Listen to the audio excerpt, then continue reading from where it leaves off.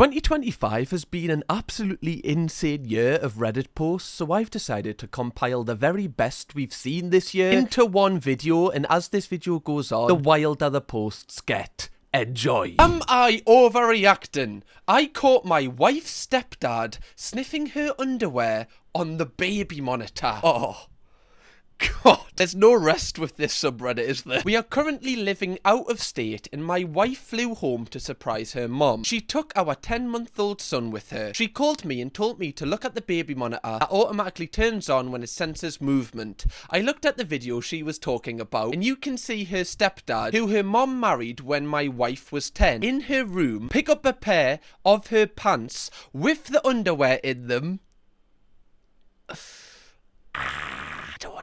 Hold them up to his nose and take 3 big sniffs that you can actually hear on the monitor and set them down. This was 1 hour ago. I am close to buying a plane ticket, flying there and beating his ass. What should I do? She is telling her mom right now. This is genuinely one of the wildest things that I've ever read in my life. I can't believe this is actually a real story from a real person. First off, I just want to kind of see this from your wife's point of view. Like, this is going to be such a shock to her because this man has been in her life since 10. Like, she's going to be reevaluating every single scenario with them. She's going to be thinking, wait, when I found him in my bedroom that time, when I thought he was like just cleaning up, was he actually doing something? She's going to be thinking, overthinking everything here. This is going to be such a life-altering moment for her. Also, how creepy is the stepdad, by the way? The fact he got caught on the baby monitor is genuinely horrifying. Like, that's something out of a horror film. I can't actually believe he's been caught out this way. It's like, how many times has he done it prior to this where he hasn't been caught out? Oh, we've got a little edit as well. My wife has convinced me not to beat his ass because of the legal troubles that could bring.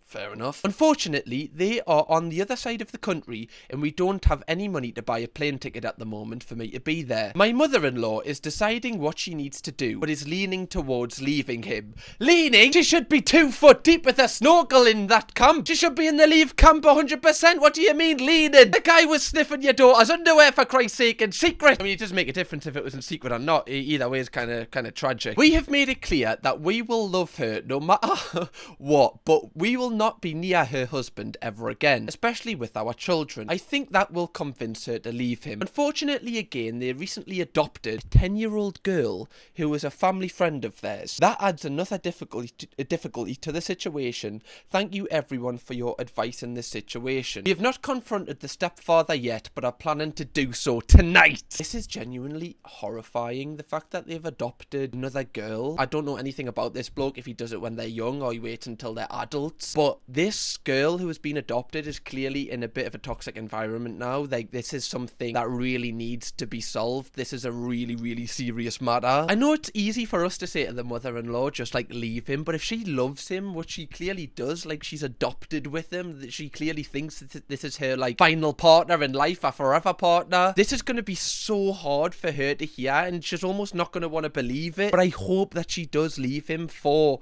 everyone's sake, because this man is an absolute creep. The fact he took 3 big sniffs as well, right? Like, that's too much. 1's too much, but 3. Brother could smell a roast dinner on a Wednesday, man. I think you're making the right decision in distancing your children from this. This is no longer their grandparent, in my opinion. I would not let them anywhere near. You are not overreacted, okay? Am I the arsehole for being angry that my roommate was sleeping under my bed for months without telling me? No, bro, no.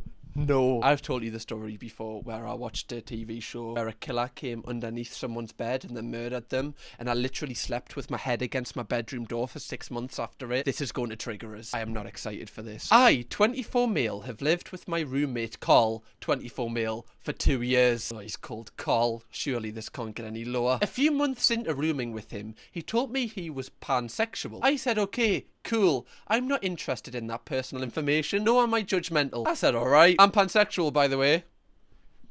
Alright. A few times over the last year, he asked me if I ever considered experimenting with other men. I said no. Also, I said I didn't feel comfortable with him asking me such a personal question. It's not like we are close friends. We are only roommates by happenance, basically. What does that mean? Anyway, every time I said this, he basically said, we'll see.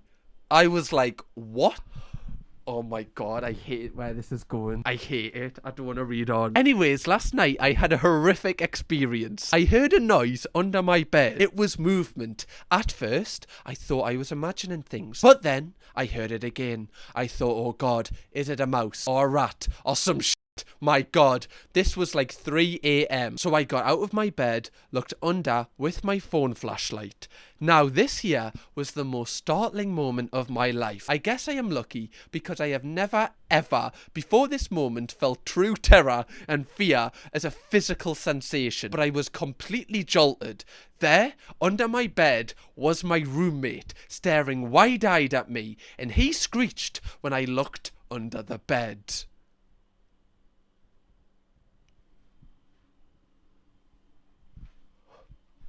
I've actually got goosebumps. Genuinely?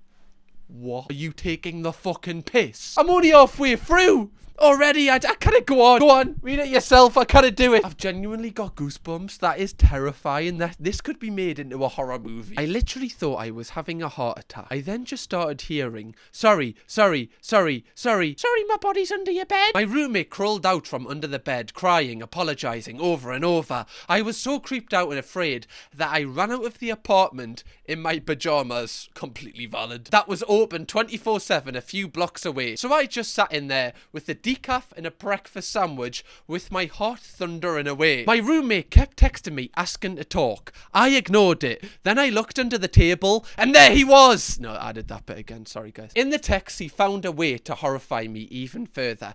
He confessed he had been sleeping under my bed a few nights a week for 3 or 4 months. What? Are you taking the fucking piss?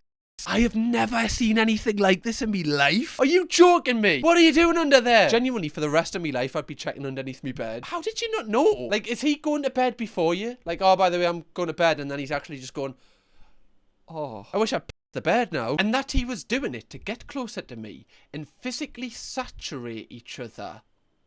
The fuck? What does physically saturate each other mean? What does that even mean? This is genuinely like one of the most disturbing things I've ever read. Like, this is genuinely horrific. I'm actually mind blown. I don't even have any jokes or anything to the response. I'm actually just horrified here. I waited for him to go to work. I ran into the apartment, got my essentials and left. I am currently crashing with a buddy. Our lease is up in 1 month. My intention is simply to not renew, thank the Lord. This dude is blowing up my phone and I am getting texts from other people, some friends of mine and some bozos who are friends with him. He is going around telling people I shamed him and that I was rejecting his apologies.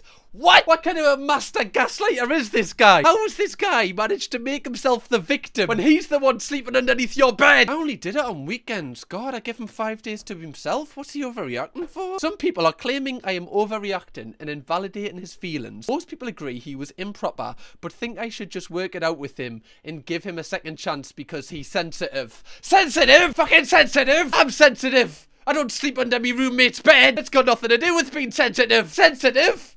What does that even mean? How were people saying you're overreacting here? A man saying the guy was sleeping under your bed getting wet. If anything, you're not reacting enough. The only way I'm taking an apology here is if he gets a vasectomy. Genuinely. I'm like, you're really sorry, are you? Vasectomy. And I'm coming with you.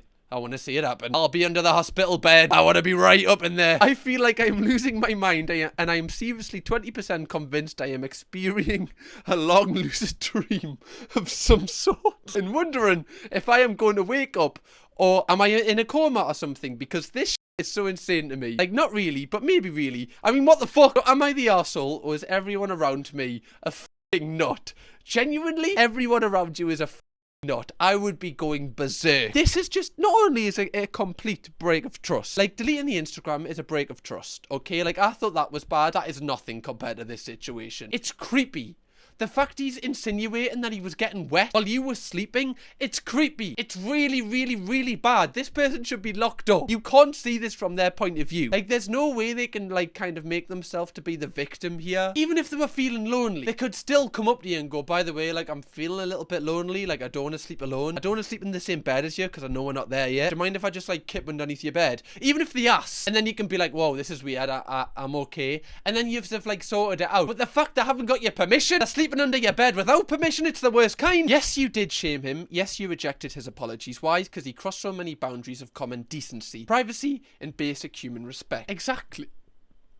Christ. Exactly. Like, this makes the stalker from Baby Reindeer seem like a good, like, you know, citizen of society. This is wild. Genuinely wild. I hope you're okay. Am I overreacting? My boyfriend cheated on me at my birthday dinner. What? God, ladies, anything with a penis, I don't want it, honestly. If you've got something between your legs, right, and you identify as male, get out of my sight. It was my birthday. With me, a few friends, and my boyfriend. We were out at this cozy little restaurant I'd picked for dinner. Too cozy, you could say. I'd been feeling weird about my boyfriend and one of my oldest girlfriends for a while. You know when you can just feel that something is off? The way they looked at each other. Inside jokes I wasn't part of. I kept brushing it off, telling myself I was being insecure.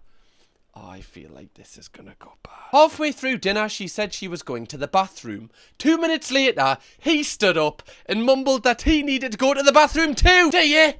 Really? Oh, that's convenient. You've been spending so much time together. Have you cycled up your pisses, have you? My stomach dropped. It felt so obvious, but I still thought, surely not. After 2 minutes, I got up. I walked down the hallway, and yeah, the bathroom door was closed. I could hear them laughing, whispering, etc. I didn't say anything right then. I just turned around, walked back to the table and waited. When they came back trying to act normal, I lost it. I didn't scream or throw anything, but I said exactly what I heard. You go, love. The table went dead silent. Some people got up. My boyfriend tried to deny it, then stormed out. She didn't say a word. I left right after. I feel like I was overreacting by blowing up at the dinner and maybe should have handled it privately. Am I overreacting? First things first, love. No, you're bloody not. You scream that place down. You'd be like, hey, f***ing hell, I seen yous in the toilet. You laughing, doing whatever yous were doing. I want everyone here to know, twat, behind me back, on me birthday. It's me own f***ing birthday. I tell you what, right, if this happened to me on my birthday, and then, you know, the waiting staff walk out with a cake with candles and then sing happy birthday, I'm just gonna, you know, I'm just gonna call it a day there. I'm just gonna be like, you know what, Debbie's life, it's not for me. First off, like, you shouldn't feel bad for brushing it off and telling yourself you're being insecure. Like, you're telling yourself you're being silly because you might have even have like asked your boyfriend or your girl best friend, you know, oh, is anything going on? And they've kind of brushed it off, and then you've went, yeah, I'm being stupid. Like, you've kind of probably been gaslit a little bit. Like, you've probably just thought, they would never do that. Like, I trust these two people. They would never be that evil to me. So don't feel bad about brushing it off. That's not your fault. That's just you being a nice person. Now, the fact they are cheating behind your back is like terrible in itself, but the fact they did it at your birthday dinner, that is one of the most horrific things. That it's like they're getting off on it, like they're rubbing it in your face, like they're seeing how far they can push it without getting caught. Like, both going to the toilet together, like 2 minutes apart, is like really they're almost wanting to be caught. It's almost like they kind of want to be caught in the act, so it's like more exciting for them. This is like so disturbing. The fact this is like one of your oldest girlfriends as well. Like, oh my, you're not only losing your boyfriend, but you're losing your best friend. Like, your whole world's going to be turned upside down here, because I imagine you're in the same friendship group. The friendship group's obviously got to make a decision at this point about who they kind of want to side with. This is just drama you don't need in your life. The fact that you like had the balls to like get up and like go to the toilet, like, I respect that so much, especially on your birthday. If it was me, like, you think you're overreacting. If this was me and I heard them in a cubicle together, oh, I'm being so toxic. I'm going in the cubicle next to it, right? I'm standing on the toilet. I'm leaning over. I'm going, jokes are funny, are they? Laughing. Anything you want to share with the class? The class being me. Remember me? Your best friend and your girlfriend. Remember me? Remember me, do you? Yeah. I can tell you're a proper, like, lush person, because you're, like, putting yourself down about how you've reacted. You're like, oh, maybe I took that too far. Love. This is evil, okay? What they've done to you is evil. You've reacted nicely. In fact, your boyfriend's denied it, but he's literally been caught in a cubicle. Oh, wait, he does know that you know because you confronted him about it. So the fact that, like, he's literally been caught in the act, he probably... I don't even know how he can react like this because he's literally trying to be caught. He just seems like the worst of the worst, and look at this from a positive point of view. You found out this early on that this is not the guy for you because you could have went, you know, longer without finding out. The positive is... this guy was never your man. Okay, that was never your man. It was just your turn, love. Was that Drake? My quoting trick there. When it comes to birthdays, this is a pretty bad one. At least you're not overreacting though. Am I the a-hole for telling my heavily pregnant friend her fiance was in a documentary?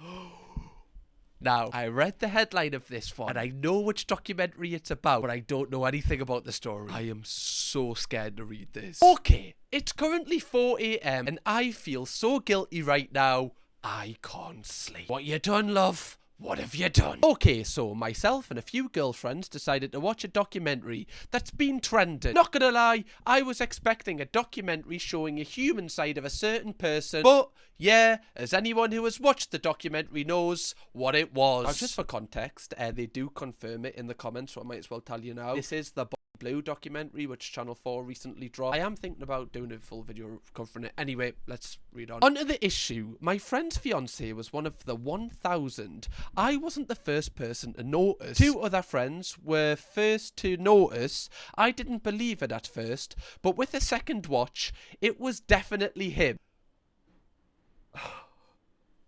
Sorry. I don't know what's stressing us out. The fact that this information, or the fact this person doesn't use full stops. Like, there's not a single full stop in this paragraph. I'm probably going to get out of breath at times here. Now, even though his face was covered, the body shape and especially the tattoos were undeniable. We debated till the early hours of the morning if we should tell her or wait because she's 8 months pregnant. But in my opinion, if someone cheats like that, it's not their first time, and I'd rather lose her friendship for telling her straight away than her finding out I knew and I hid it, because let's be real, when you tell someone news like that, there's a huge chance they'll hate you, not the cheater. Honestly, on top 3 worst things I've ever read in my life, honestly up there.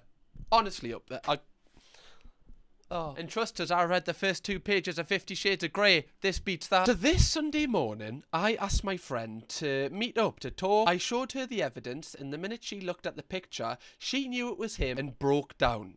I expected her to be angry at me, but she thanked me for being honest, as multiple people have hinted that she should watch the documentary instead of being upfront like I was. Oh, I'm getting goosebumps here, guys. I ended up driving her to her mom's house. I'm guessing she told her fiancé. I told her because he has been blowing up my phone, calling me an evil little homewrecker who ruined not only his life and calling me out on social media for trying to ruin his relationship, but wanting his unborn daughter to grow up without a dad. My friends are angry with me for telling her straight away and not wait until she had the baby in case the stress would cause issues to her health. I don't give 2 shits if I'm being honest about her fiancé, but I feel so bad for putting my friend in this situation while she's heavily pregnant. And I'm worried if something does happen to her, it will be my fault, like maybe she should have watched it herself and found out on her own. Am I the for telling my pregnant friend her fiancé was in the documentary? Okay, and we've got an edit, like an update edit. Let's just, you know, react to this original post. This is going to be up for debate, and obviously health is involved in this, which, you know, makes it a lot trickier. First off, right, before we get into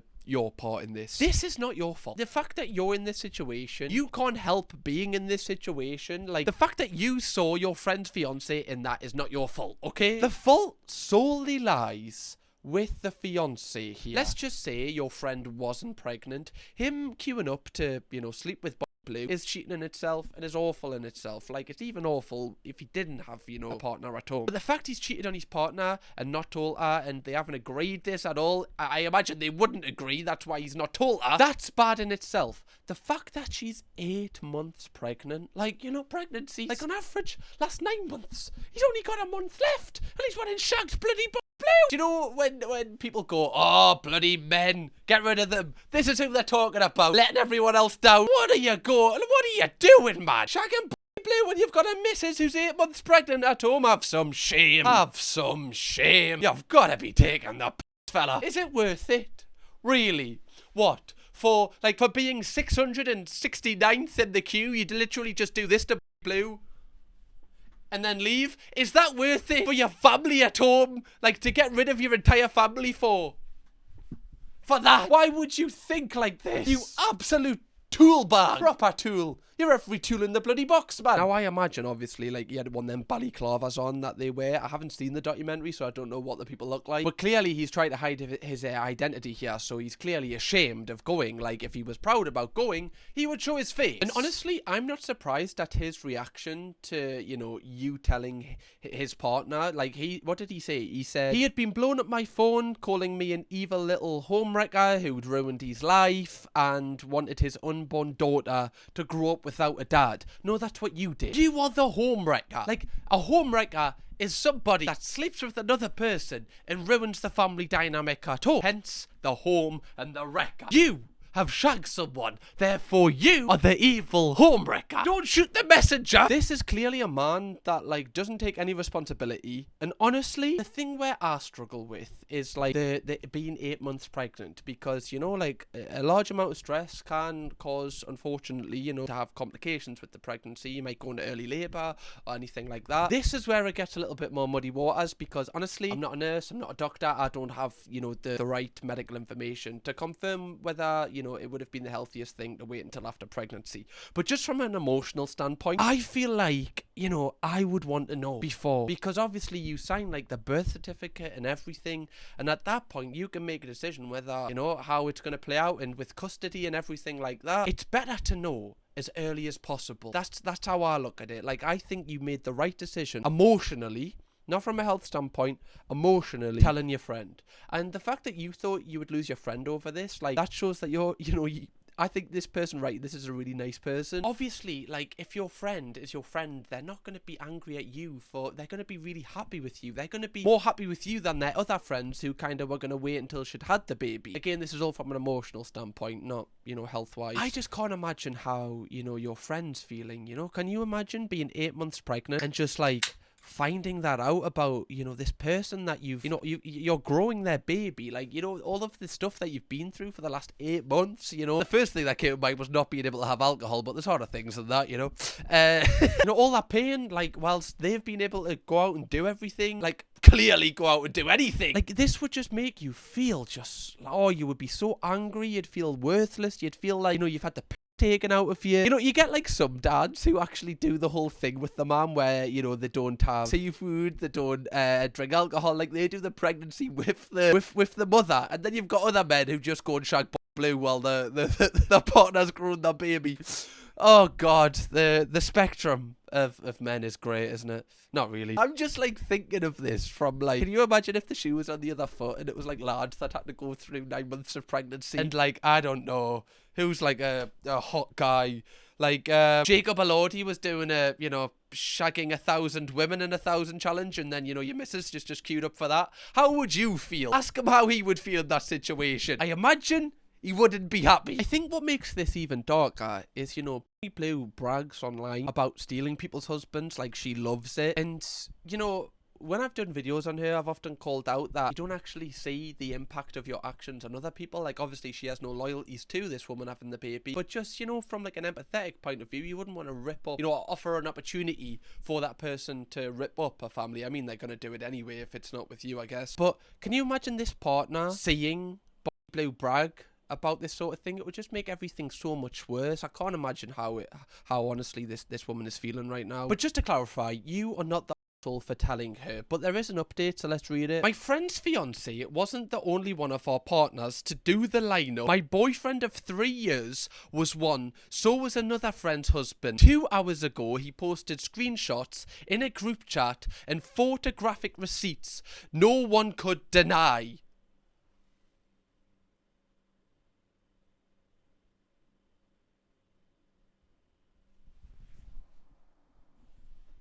Sorry, let me read. Friend fiance was the only one.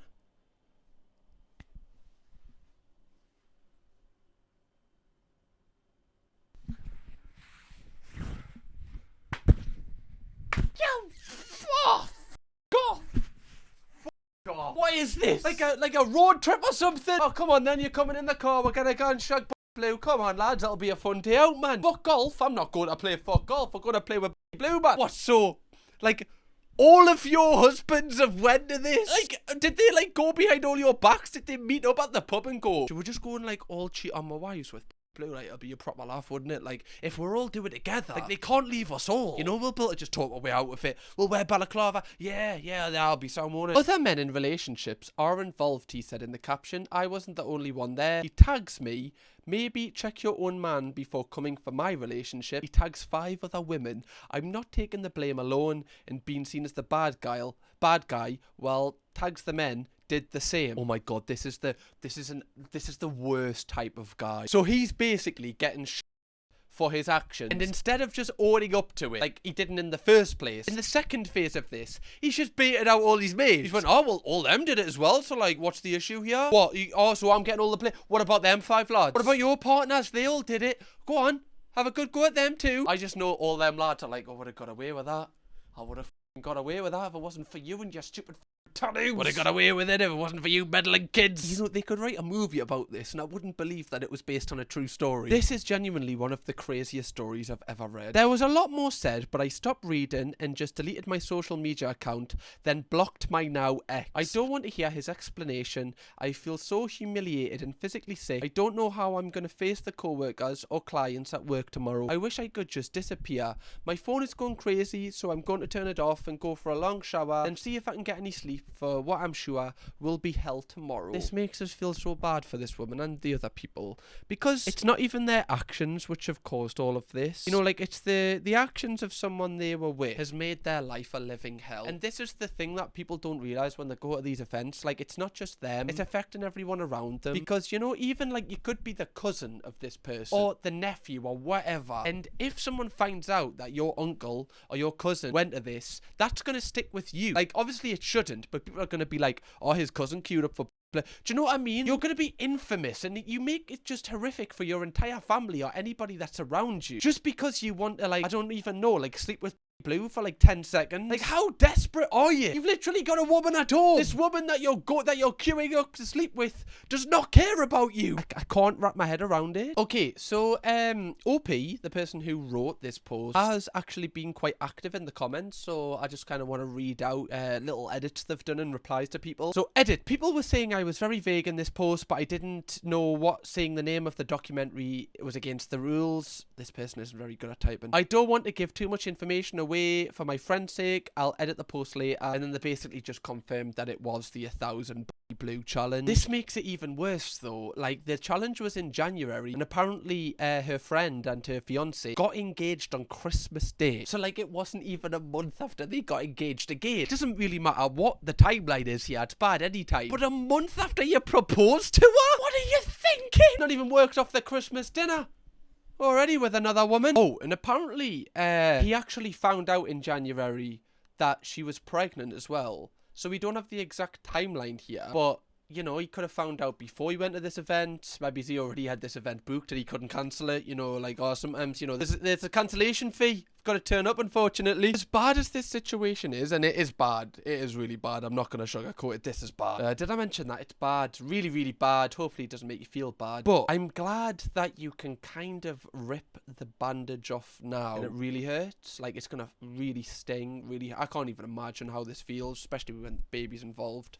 But it's better than rumours circulate and you not really knowing. At least you can kind of just rip it off and get this pain right now, and then just try and move on with the baby, focus on growing this lovely baby that you've got. This is really bad. This is actually like knocked us a little bit. This is genuinely, I'm gonna need like I feel like I need therapy after this one. I'm not even involved. OP has also confirmed that she could still stay with her fiance. Like, they haven't split up at this point. Like, obviously OP has split up with her partner, but you know, obviously they didn't have a baby and weren't engaged to be married. And again, like, you know, it's their relationship, it's whatever makes them happy. I guess if they can move forward from this and, you know, this is what she wants, then fair play. But if this was me, I would, you know, I would like to think that I would cut it off. But yeah, overall, nobody is the asshole here apart from all of your partners, especially the fiance mentioned. He's the biggest.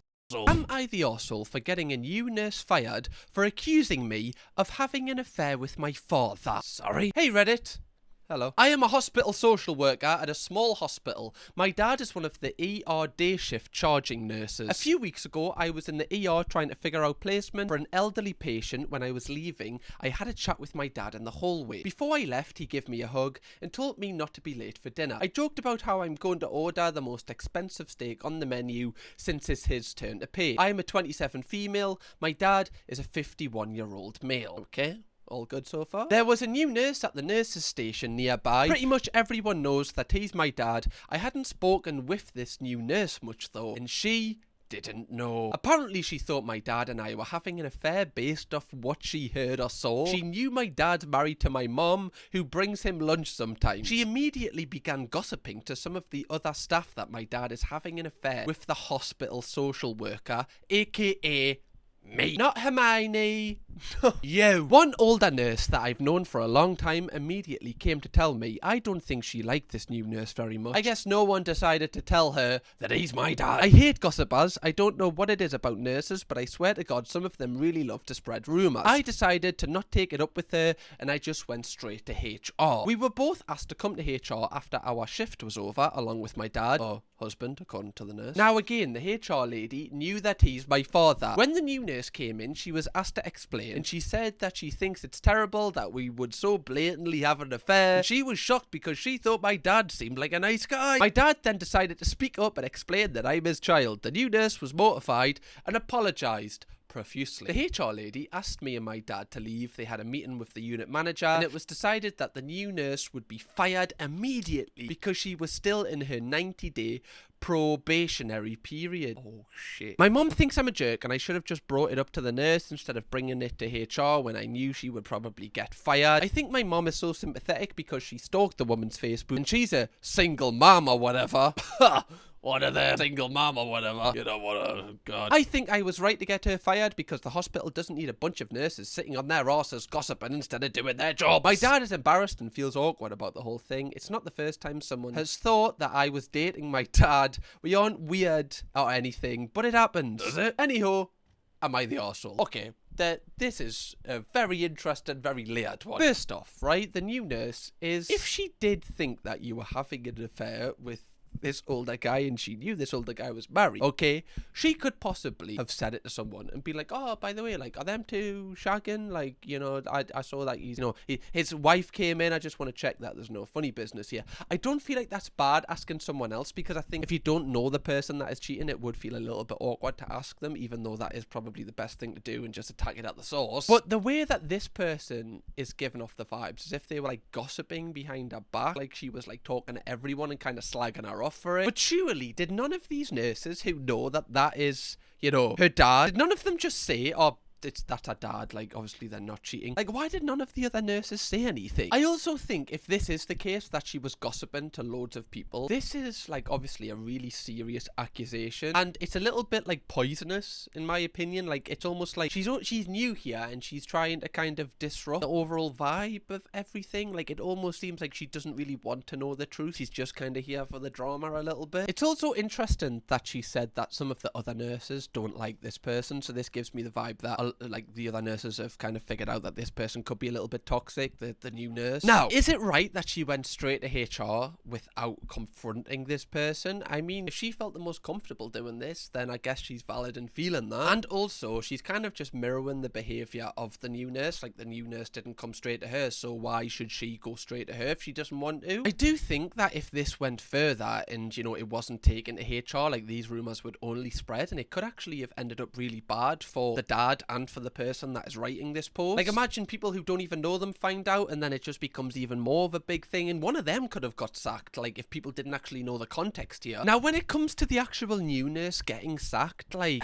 it's definitely, you know, it's definitely a cutthroat approach.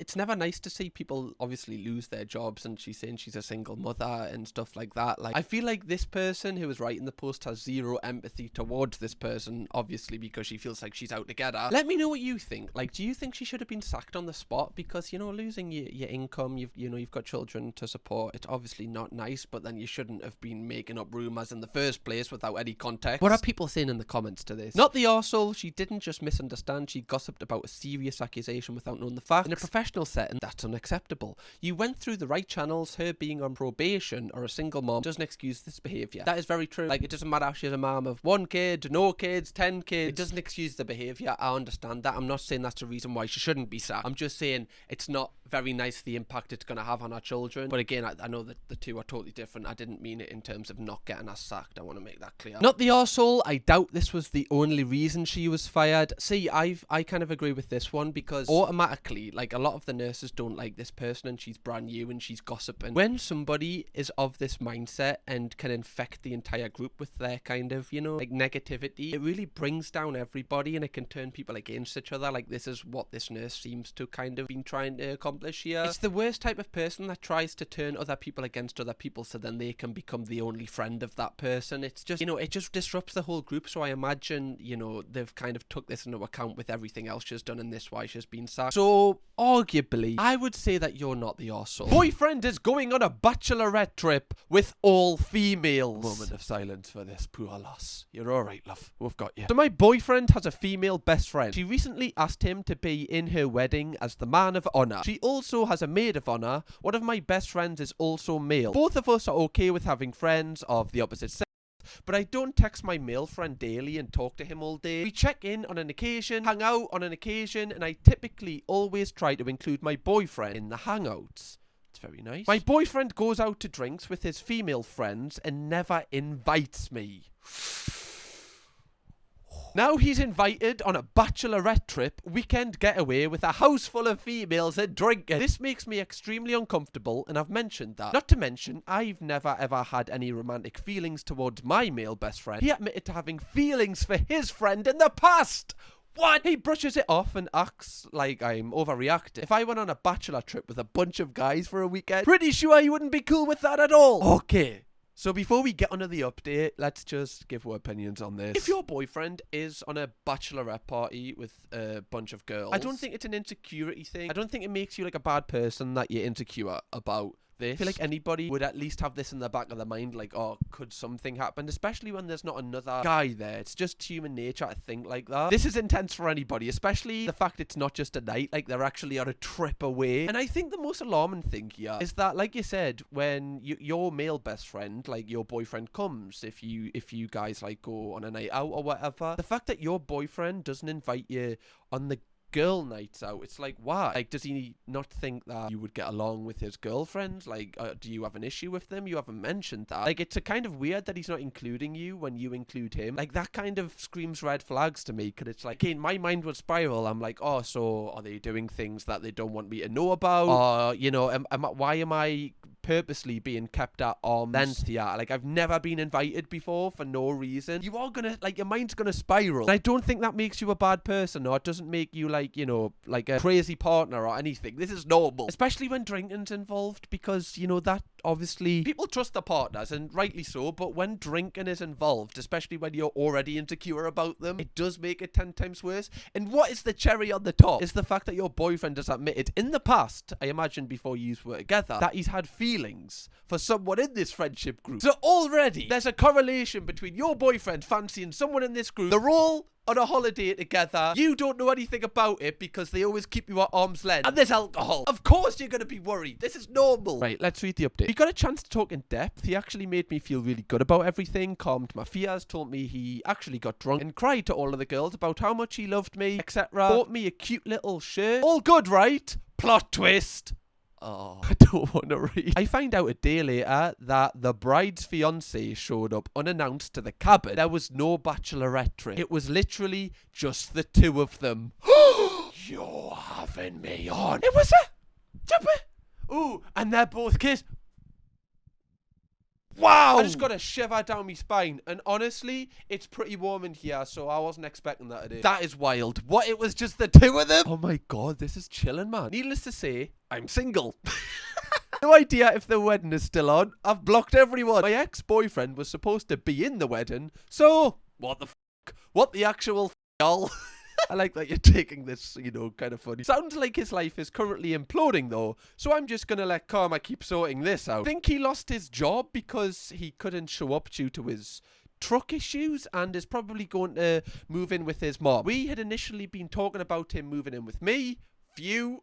This is all in the last week. Amen. And then we've got another update to the update. The battery was dead in his vehicle when he tried to leave yesterday. Then he got a flat tire right before he got home. Karma got him for something. So, you know, when you were kind of worried about feeling, you know, a little bit anxious about him going away with all these girls, this was warranted. That gut feeling you had was right. Like, it never fails you. Like, if you have a feeling about something, a real feeling about it, chances are there's some truth to it. Because why do you even feel that way in the first place? You don't just feel that way. Yes, you can, you know, be, I guess, self-conscious because you might have been cheated on in previous relationships, and that can often, you know, unfortunately, fall into your new relationship. But with this, there was substance. It wasn't from a past relationship. It was the substance in this relationship that was making you feel like something was wrong. Always trust your gut. It seems like you're not even surprised, though. Like, it's almost as if you were expecting this the way that you're writing. Like, you don't even seem that distraught. You just kind of seem happy that there's an end to this. Although it's going to be really hard right now. Like, in, I don't know, a couple of years, even a couple of months, you're going to laugh about this and be like, what the f was I actually ever doing with that person? Someone asked, like, how long have they been together? And the person who wrote this, OP, replied, going on 2 years. Which, again, like, within 2 years, you've never been out with his friends, even though, you know, they're all girls, and chances are you probably would enjoy spending time with him and his friends. That is just such a red flag, in my opinion. If he's going out with, like, all boys, and, you know, they're doing something which you wouldn't enjoy, obviously, like, you're probably not going to be invited to that, because you need to have friends as well as your relationship. Like, you know, that's just a healthy sign of a relationship, in my opinion. Like, you spend time with your friends and also your partner, and then that can come together at some time. But the fact it was just always kept apart is such a red flag. And you knew, but you're not the asshole here, obviously. You're the asshole for not leaving him earlier, love, okay? God, these are good today. These are really good. Am I the a-holes or am I the a-holing? Do you know what I mean? They're gaping. Oh, sorry, ruined everything there. Am I overreacting? I caught my boyfriend taking a number 2 in his hand. Okay. I'm a 26-year-old female and I have a boyfriend who is a 36 male of 2 years who was in the bathroom at his apartment when I opened the door to grab my allergy meds. I didn't think to knock and figured he'd lock the door if he needed, but when I opened it, he was squatting on the floor while holding a wad of toilet paper directly under his ass. I screamed and ran out. This is so traumatizing. I would rather find him cheating on us than seeing this. I can't unsee this. 5 minutes later, he called me. There was no denying what I saw, so he came clean. Wasn't the only thing that was clean, apparently. And he says he does it to make less sound, as opposed to crapping directly into the bowl, because he's shy and would be embarrassed if I heard him doing it. I'm freaked out still. Am I overreacting? I'm glad that he would be embarrassed if he made a noise whilst having a poop, if he's like poop landed in the water, but this is not embarrassing. If anything, this is 10 times worse, sir. Yeah, it's a little embarrassing when you poop, okay, and it makes a little bit of noise and you're like, right, especially if you're in a public toilet, everyone knows that you're now taking a big dump. But the substitute for this isn't going on your hunkers and then just pooping into your hand. Why would you choose this? Just put some toilet paper in the bowl and like, I don't know, like take some of the impact away. I don't know what I'm saying here. I'm just trying to think of other options if you are shy having a poop. If you're a nervous pooper, I get it, sir. From the girlfriend's point of view who's wrote this, there's no way that she can see her boyfriend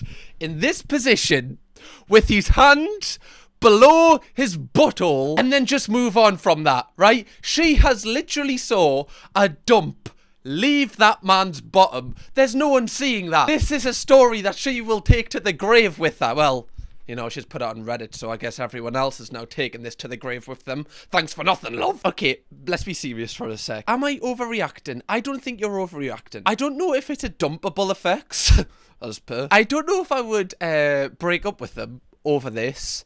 But it's like, I don't, like, every time, you know, he touches you, you know, like, just if he puts his hand on your thigh, you're gonna be like, oh, right, have you washed them? Have you put some Palmolive on those palms? I just don't know how you can kind of move forward with this. I would just ask him if he, you know, if it wasn't too much trouble for him just to go in the toilet from now on. I don't think that's a big ask. I think it's just a given for most people. He's like a dog, you know, like a dog poops onto the floor. he shouldn't be doing this, okay? He really shouldn't. Am I the arsehole for calling my wife fat? Okay, we're off to a great start. I, 34 male, work in a physically demanding field. Myself and my co-workers are all fit people, without a lot of body type variety. My wife, 32 female, is fat. Next time, just be a little bit more honest, okay, sir? Speak your mind a little bit more. The thing is, she's always been fat. The whole time I've known her. We dated when she was fat. We got married when she was fat. She knows she's fat. She's fat and she's beautiful. I have got one question just before we proceed. Is she fat or not? He hasn't mentioned it that much. I kind of need that reaffirmed one more time. I'm happy if she loses weight, and I'm happy if she stays where she is. I think she's the most beautiful woman in the world, as is. One of my co-workers, Julia, 28 female, started complaining that she's too fat to be loved, and fat people don't get to be loved. Julia isn't fat. She may be 120 pounds. She works out 5 times a week and barely ever eats. By the way, straight away, Julia seems like a bit of a bitch. Not gonna lie. What do you mean fat people don't deserve to be loved? When did your BMI correlate to how much somebody can love you? I told her that wasn't true, and that my wife was fat. She got really red in the face and started telling me I wasn't allowed to call my wife fat, that I was insulting her, and that my wife was beautiful and curvy. It's the fact he keeps saying fat. It's just like rubbing us the wrong way. I don't know why. Carol doesn't like being called curvy. She thinks it's a label used to avoid calling people fat because it's a dirty word to most people. I told Julia as much.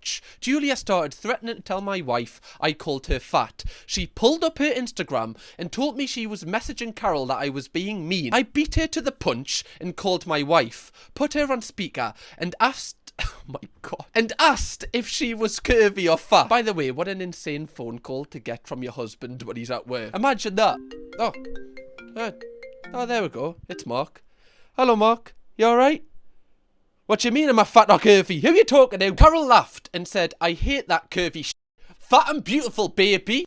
Slay. Oh. I thanked her, told her I loved her, and hung up. As soon as I hit end, Julia went mental. She started screaming that I was abusing my wife. When I asked how, she said I was clearly brainwashing her into accepting the term fat to try and keep her complacent and from getting away from me. That no woman in her right mind would be okay with their husband calling them fat. I showed her a picture of my wife in a shirt that had BBW on it. She bought it for herself, by the way. She stormed off and hasn't spoken to me since. Now, I just walked in today to an email from HR requesting a meeting with me. I don't think it's a big deal. I have my wife's blog for fat positivity, the shirt, and can easily call her for proof. What's going on, man? But now, things are frigid at work, and Julia constantly gives me dirty looks when we're in the same room. She ignores me otherwise. So I'm just over here, scratching my head. Am I the arsehole for calling my wife fat? I don't think that you're an...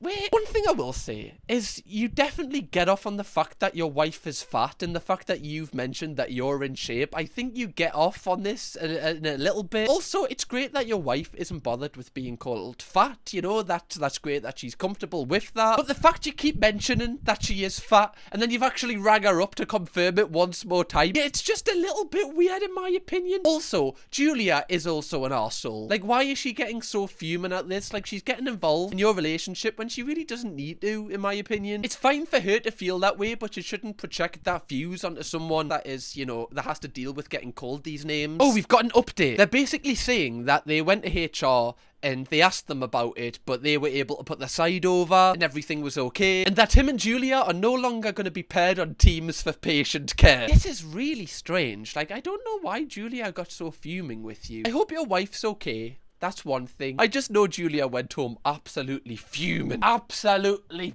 boasting about this. The difference between your wife and Julia is that your wife loves herself. Julia can't even pretend to. That's very true. Like, Julia might be projecting things here. Like, clearly, you know, for some reason she might not have that much self-confidence herself and she puts this onto other people. Maybe that's a thing. But it's great that your wife is just comfortable in her own skin. No matter if she's skinny, no matter if she's fat, no matter if she's anywhere in between. As long as you're comfortable in your own skin, then other people's opinions don't matter because it's your life and it's your body. Am I overreacting for getting upset my dad cropped my wife out of our baby announcement post? Oh, we're starting strong tonight, folks. Very strong. We just had our first baby. My wife, 30 female, and I, 31 male, took a picture together holding the baby for the official announcement. I sent it to my parents and said they could share it. My dad posted a crop version with just me and the baby. When my wife noticed, she asked if it was a mistake. I called my dad and he said, well, I figured people would only care about the bloodline stuff anyway. My wife is not white. For context, I am. She was devastated. I told him that was disrespectful and racist. He said I was making drama over a photo. My mom is saying he meant no harm and I'm blowing it up. But it doesn't feel like just a photo. Am I overreacting for making this a big deal? I don't think so. I feel like your dad is overreacting, you know, for cropping out the person that has carried his grandchild for the last 9 months. I feel like she deserves to be in the photo for that personally. You know, she kind of just makes it over the line. She just got there in the end. You know, she's just done enough. To me, this just says that either, you know, like what you're alluding to here, that your dad is racist, or he's just not, like, proud of your wife. Like, I don't know what the context is here. I don't know if we've got all the context and he's just not a very nice man. The fact his excuse is, well, I figured people only care about the bloodline stuff anyway. Like, what sort of excuse is that? That's like my dog ate my homework level of excuse. Oh yeah, I just thought, you know, the family just, obviously, like, I didn't think that our family would want to see like a picture with your wife in, so I just thought I'd cut her out, you know, save everyone the hassle of looking at her. Like, of course they would want to. If anything, they'd be intrigued to see what like your son's wife looks like if they haven't seen her before. Surely this is just so weird as well. I'm trying to picture the photo because you'd be able to see like a hand, you'd be able to see something of her, so it's clear that it's being cropped. Such a weird thing to post. You are not overreacting at all, and I'm glad that you called him out on it as well, because clearly your wife is devastated over it. The top comment is, protect your wife from the racism of your parents. What your dad did is unacceptable and your mother excusing it makes her complicit. Exactly. The mom's like, oh, you know, well, it's just dad being dad. Fuck dad being dad. That's his bloody wife. If anything, she should be the biggest person in the photo. Oh my god, the headline of this one. Am I the arsehole for not entertaining a girl who thinks I got her pregnant from f***ing? Is that a thing? I mean, that would be a superpower. Imagine just like there, bang, sperm. Actually, probably wouldn't. You know, you just get a, you know, some sort of like SA case straight away. That's not. It's not really a brandable superhero, is it? Oh, watch out for SA, man. More of a villain, if anything. Anyway, don't know how we got into that. I, 21 male, went on like 2 dates with this girl, 18 female. First date was alright, but I wasn't really feeling her. I tried to end it with a kiss, and she told me she didn't know how to kiss. That turned into me trying to teach her how to kiss, and honestly, I should have known she was a bit too young for me right there. Yeah, probably, mate. You know, if your date is like, sorry, I just don't know how to kiss. And she is like 3 years younger than you. Not that it's a bad thing if you don't know how to kiss, but when she is already like 18 years old and you're 21, you know, like 3 years isn't a long time in a relationship, but when it's around this age, it is quite big. When you're like 26 and 29, because you're both just adults at that point. But 18, 21, yeah, you probably should have saw the, you know, the time to stop there. I decided to give it one more shot. Of course you did. Second date, we went to the movies. She decided she wanted to help me out. I finished, cleaned up, then helped her out. That was it. No anything beyond that. I thought it was mutual that we weren't super into each other because neither of us reached out after. What? You're not super into each other? You've just bloody helped each other out at the back of the cinema? If anything, I'd say you're really into each other. On the second day? In the cinema? Oh yeah, we're not really feeling each other. I mean, yeah, we'll help each other out at the back of the cinema, but you know, we're not close or anything. A few days ago, she texts me saying her period is 3 weeks late and she's really scared. She even sent me articles saying pregnancy can happen from if there's somehow sperm involved. I told her to calm down, that it is super unlikely. 1, my hands didn't even touch my sperm, and 2, can it survive that long? And that's what I told her. Okay, we've got the sperm doctor here. I kind of left it at that. I thought it was pretty funny that she actually thinks that she's pregnant. Now she keeps blowing up my phone, and honestly, I've started to ignore her. My friends think it's funny, but also say it's kind of messed up I'm ignoring her while she's scared. I try to reassure her I don't know what else I could do. Am I the arsehole? First off, okay, I'm just so we're all on the same page. You can't become pregnant from fingering. Right, it's just impossible. I've never heard of that happening. I've never heard people being like, yeah, we're really trying for a baby right now, you know.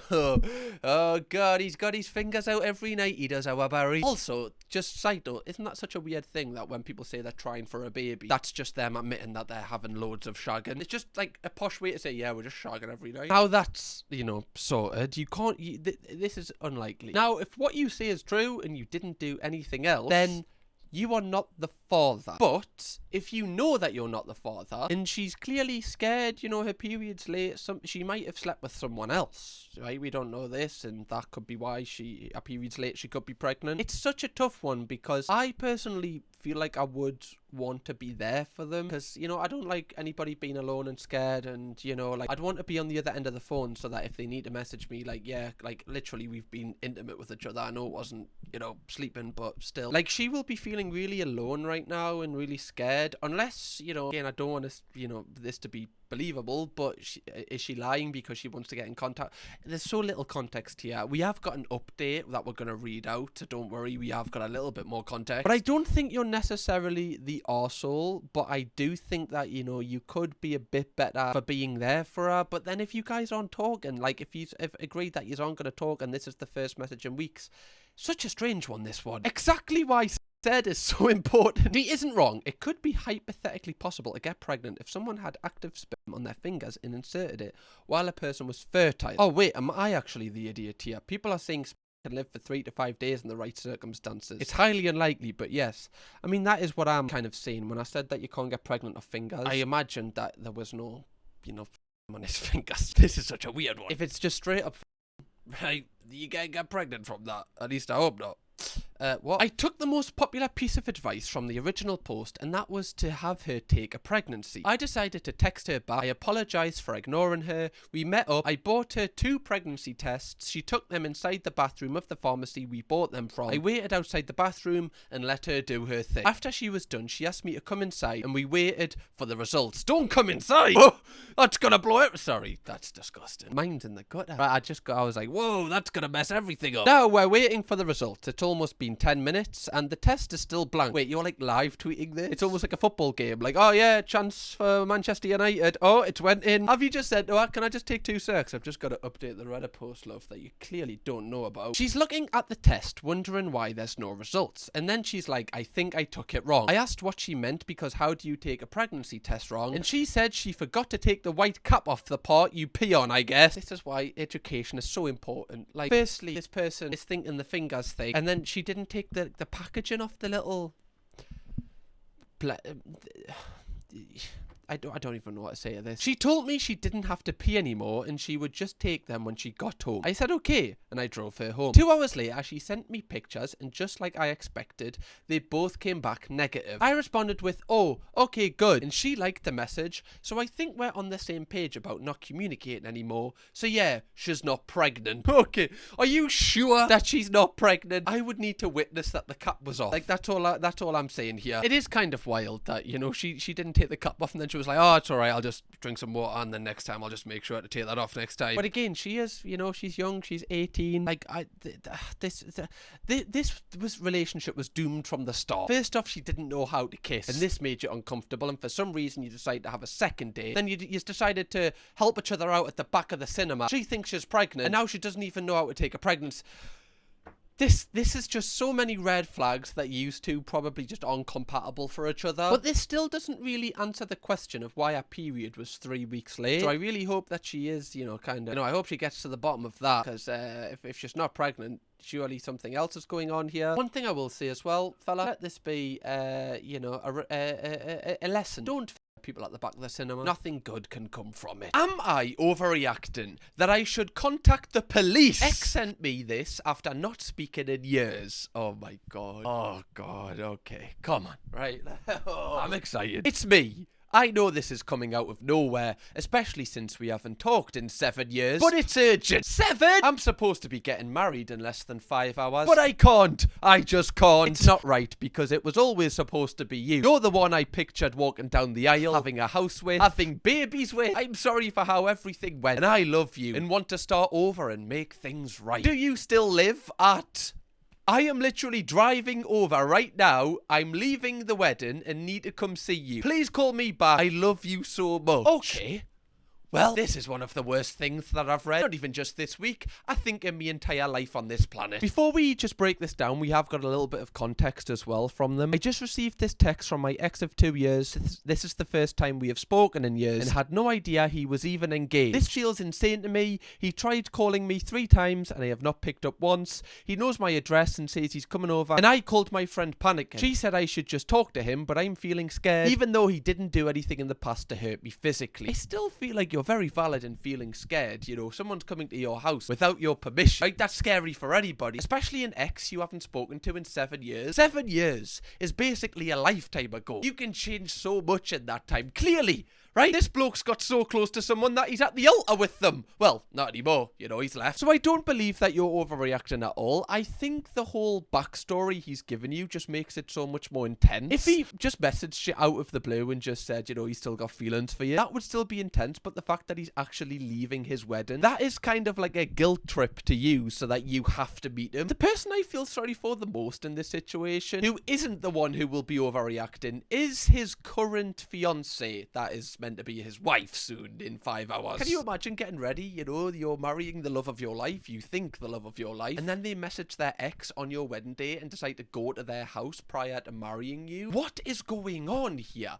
Why would he think that the person that wrote this would want to see him after this? If anything, you'd want to see him even less, because it seems like he hasn't changed. Like, there was a reason you broke up, and I don't believe this is going to be the reason why you get back together, because he could just do this to you. I don't know if he's had this sudden realization just now that the big days came, but surely he's had something in the back of his mind he's possibly, you know, kind of ignored for the years that he's been with this person. But that kind of makes him a little bit evil. Like, not going through with the wedding is fine if you're not comfortable with it, but why have you went through all the planning and led this person on to believe that this is the person that you're going to spend the rest of your life with? That's the evil part about it. I think it's kind of wild that he still knows your address. Like, obviously he would, but the fact that he's, you know, just coming out of the blue like this while he's got his full suit on, this is just too intense. I don't feel like you're reacting enough. Surely you should tell him not to come over. Like, don't take your friend's advice. But then again, when I am thinking about it, if you actually don't mind this person, like, you know, you're saying you've said he didn't hurt you physically. I mean, that's basically the bare minimum, love. You know, that's not a plus point to him. I feel like if you're comfortable with speaking to him, you know, and this isn't overwhelming you too much, then go for it. But you're well within your rights to be like, mate, can you piss off? You're not part of my life anymore. Like, we broke up for a reason. And don't do this to the person that you've been with for the past few years, apparently. I didn't even know you were engaged. Okay, so they've been quite active in the comments, giving us a little bit more context. So someone's asked, like, was he in the relationship, and she said no. She's just super shocked and confused more than anything why you would want to come. I'm also at work, I'm not even home. I speak to him on the Ring doorbell. If anything, it's a good excuse. He wasn't, but we did have a nasty breakup, which is why I was even more confused why he messaged me when he hadn't for years before. I think it was just seeing my address written out like that and not having spoken in such a long time. I also feel so different than who I was back then. This is the thing, like, the person you were 7 years ago is totally different to now, and if he asked, like, oh, by the way, can I just come to your house to talk about how I'm feeling, then, you know, that's a little bit better than I'm coming over. Like, he's not your best friend, you know, who's, like, having a hard time. You don't know this person anymore. It was 7 years ago. They're a completely different person, and so are you. So you're completely valid in feeling a little bit shocked here. I don't think you reacted enough, personally. Especially when you said it's a nasty breakup. Anyway, am I the arsehole for not being intimate with my husband after he said he missed my pre-pregnancy body? Oh no. I gave birth around 2 months ago. I'm up a bit more than 10 pounds from my pre-pregnancy weight. I'm in constant pain, barely getting any sleep, still recovering. Same, love. Honestly, same. I've been easing back into the gym this past week. My husband and I were showering after having sex, and while feeling me, he said he misses my body, and he said I used to look so good in clothes, lingerie before. Don't say that. Don't say that. I went quiet, finished my shower, and went to check on the baby. I brought it all up later that he hurt me, and I'm self-conscious and trying. He just shrugged and said it's true. I cried in my car after my workout. He doesn't even work out, and he eats garbage. Why am I not surprised? I've been feeling really down about my body since his comment, and I've pulled back from intimacy for a few days. He says I'm weaponizing, but I'm just struggling with how I feel about myself right now. Am I the arsehole? Okay. this one is a very, very deep one. And, you know, very, very dark in my opinion. It doesn't seem like it is, but it is when you're talking about people's feelings. First off, right, I know I'm never going to have one, but it's very clear to see that when you have a baby, you know, you put on weight because obviously that's just what happens when you're carrying a child, okay? Like, you're bringing another specimen into this earth. That requires a lot of things, and one of those things is obviously putting on weight. Now, as a husband, surely, you know, like, especially after watching your wife give birth and being in pain for 9 months, you're gonna look at her and be like, oh my god, like, how can a human actually do that? Like, how can a human, like cook up a baby and then have it and it's just, like, alive and it's half of me and I've, like, done nothing for this apart from kind of, you know, the pre-bit, that, like, the 50% bit? Surely you would be proud of them. Surely you would be like, oh my god, like, I love this person. This is incredible. Like, this person's literally, like, a superhero. Why would you look at them and bring a negative out of that? Especially, like, it's hard to lose weight anyway, never mind baby weight, especially 2 months after. Like, what was he expecting? You to be, like, a supermodel after 2 months of bringing your first child into the world? This is one of the most ridiculous things I've ever heard.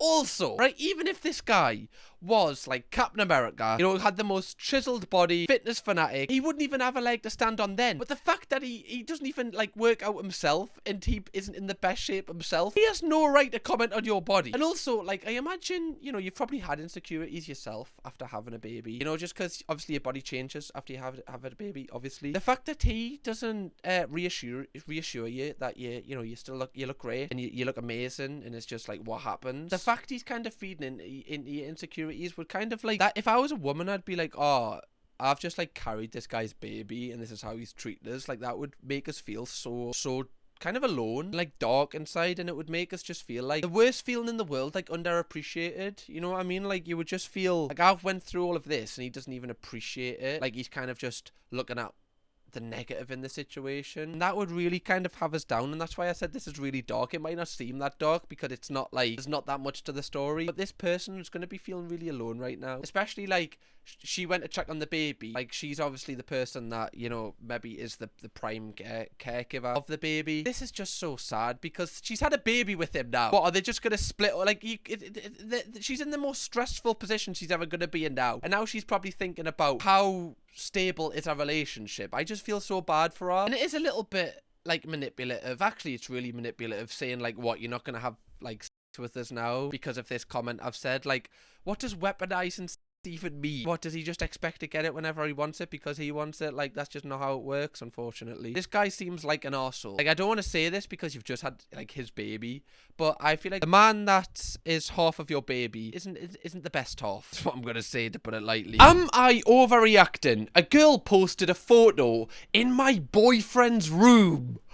Oh, let's get into this one. Need your help confronting my soon-to-be ex. He was being sus one night, so I looked at the story on Instagram of the girl he randomly followed last week. Sometimes, you know, being a little toxic is the right way forward, girls. Okay, it's not even toxic, you know, if you've got a suspicion, go down that route. Follow that suspicion, because you're probably going to find something you need to find out. I opened and bam, there it is, the second picture. I knew immediately it was his room, but want a second opinion before confronting his cheating ass. Oh! God, you're on smoke. Here's the original photos of both, and yes, I get it, she's prettier than me. He can have her. What tells me it's his room, aside from lighting, is the way the two blinds touch. It took me a while to find out, but once I did, there's my evidence. Oh my God, so this is his bedroom. Is that his t-shirt as well? Got the Lakers shirt on. By the way, right, I don't know if this girl knows. If she does knows, this is super evil. Not only are they going behind, you know, this girl's back, but she's taking a mirror selfie and posting that publicly.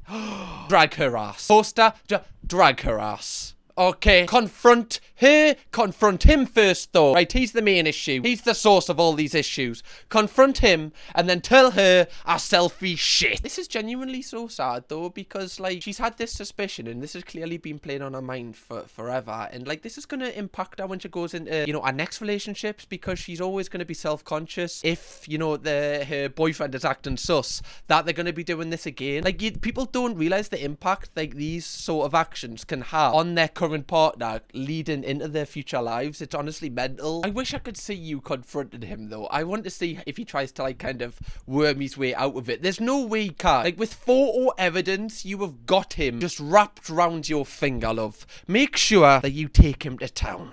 Okay, you're not overreacting. Am I the arsehole if I break up with my boyfriend after he asked to have my friend join in? Oh no. My boyfriend, 23 male, and I, 19 female, were showering after getting at it the other night when he randomly asked, would you ever let another girl join in?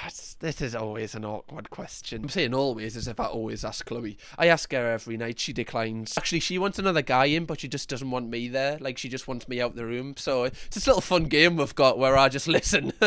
I laughed thinking he was joking, so I played along and said, with who? Expecting him to say something ridiculous or to make some joke. Instead, he smiled a little and casually went, Olivia, she's pretty and I think she'd like it. Okay, this would really rub me the wrong way. Like, you know, if your partner's asking for one of your friends to jump in and they find them like attractive, and also they're insinuating that they would like it. How do you know they would like it? Have you like breached this conversation to them? Like, have you already kind of set this up and all you're waiting for is the green light from me? This is where my mind would be going. I would be overthinking everything. I just kind of froze for a second because I wasn't expecting it at all. At that moment, a dozen questions raced through my mind. Olivia, 18 female, is one of my close friends, and she's also got to know my boyfriend, so we all know each other.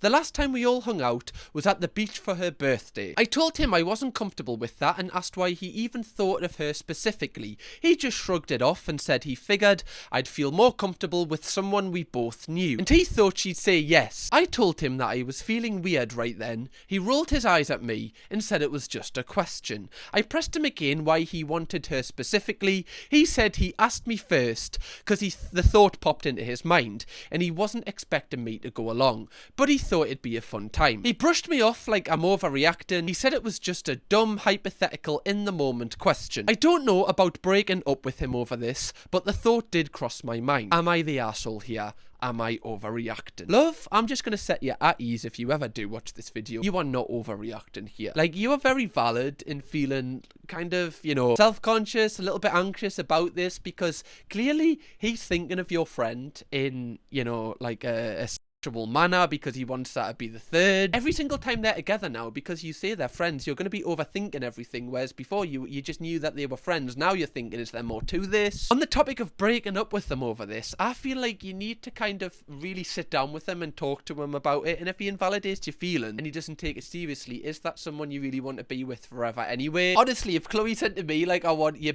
one of your best mates to be in like a threesome with her, I think I would definitely have to, you know, consider things. Man, not enough, right? It's because especially, like, what happens if your friend's just better at doing all of that? Then it makes it even worse. And what happens, like, halfway through if they go, by the way, can you just sit out now? Because this is the way my head's going. I always think of the worst case scenario. I think you should ask him, right, if one of his friends can join in, and then see what his reaction is. And if he reacts badly, then hopefully he can see it from your point of view about how you're feeling. I don't think you're the arsehole here. Am I overreacting for walking out of my own birthday dinner after my boyfriend surprised me with his ex as a guest? On your birthday? On any day, it's, you know, it's foul enough just off the headline. But on your birthday, if there's one day you don't do that, it's your birthday. I, 26 female, just had my birthday dinner last weekend. My boyfriend, 28 male, organised it at my favourite restaurant and told me it would be small and intimate. I know all about being small and intimate, thank you very much.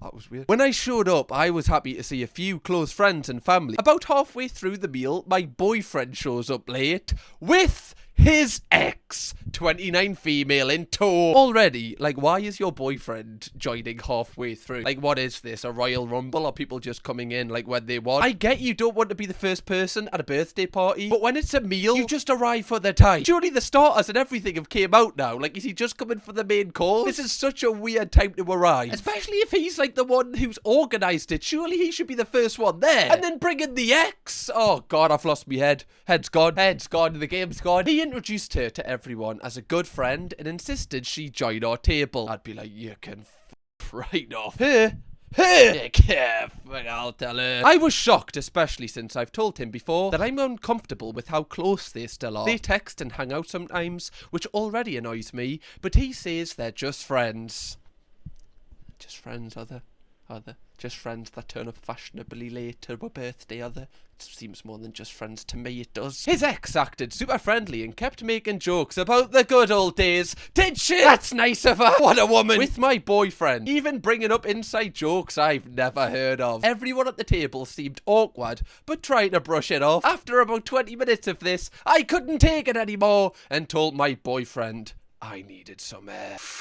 How are you supposed to breathe without air, love? Jordan Sparks, what a classic. I ended up calling an Uber and going home. At your own birthday? Sorry, I keep interrupting. He's furious with me for making a scene. And his mom, who was there, called me immature for leaving my own party. Now he's not talking to me and says I overreacted and embarrassed him. Was I really that out of line for walking out? Am I overreacting? Or was this actually as weird as it felt? Oh my god, you're getting gaslighted like left, right and centre. What is going on here, love? No, you're not overreacting. I would feel the same. Also, every single person you've mentioned who is at your, your small and intimate dinner isn't even a part of like your immediate family. Like, it seems like most of the people here are who your boyfriend knows. Which, that might be because, you're just close to him and you're not really close to anyone else. I understand that. But it seems like your entire birthday is about him. Like, not only is he bringing people that you don't want there, especially his ex, he's turning up midway through, so he hasn't even give you the respect to, be you at your birthday party from the very start. Like, if there's one person that should be there from the start, it's your partner. Like, surely you would go together. Surely he wouldn't turn up with his ex. Like, what is this? This is some sort of WWE storyline here, and not a good one. It's also the fact that you've said here, you've given us a little bit of context of saying that you're not comfortable that he still hangs around with his ex. Like, and you've repeated this loads of times, and he knows this. And then he's still not told you, and then brought his ex to your birthday party. I feel like you haven't overreacted enough. At this point, I don't want to tell you what to do, but I feel like I would break up with this person because I feel like it's just like total disrespect. Like, this person isn't treating you like a person, they're just treating you as if like, oh yeah, whatever. It's nice that they organized it for you, but I still feel like that's the bare minimum, I'm afraid. Like, I feel like this person isn't a very nice person that you're with. You're not overreacting, okay? Am I the a-hole for evoking my mother-in-law's baby monitor access after a comment she made whilst I was breastfeeding?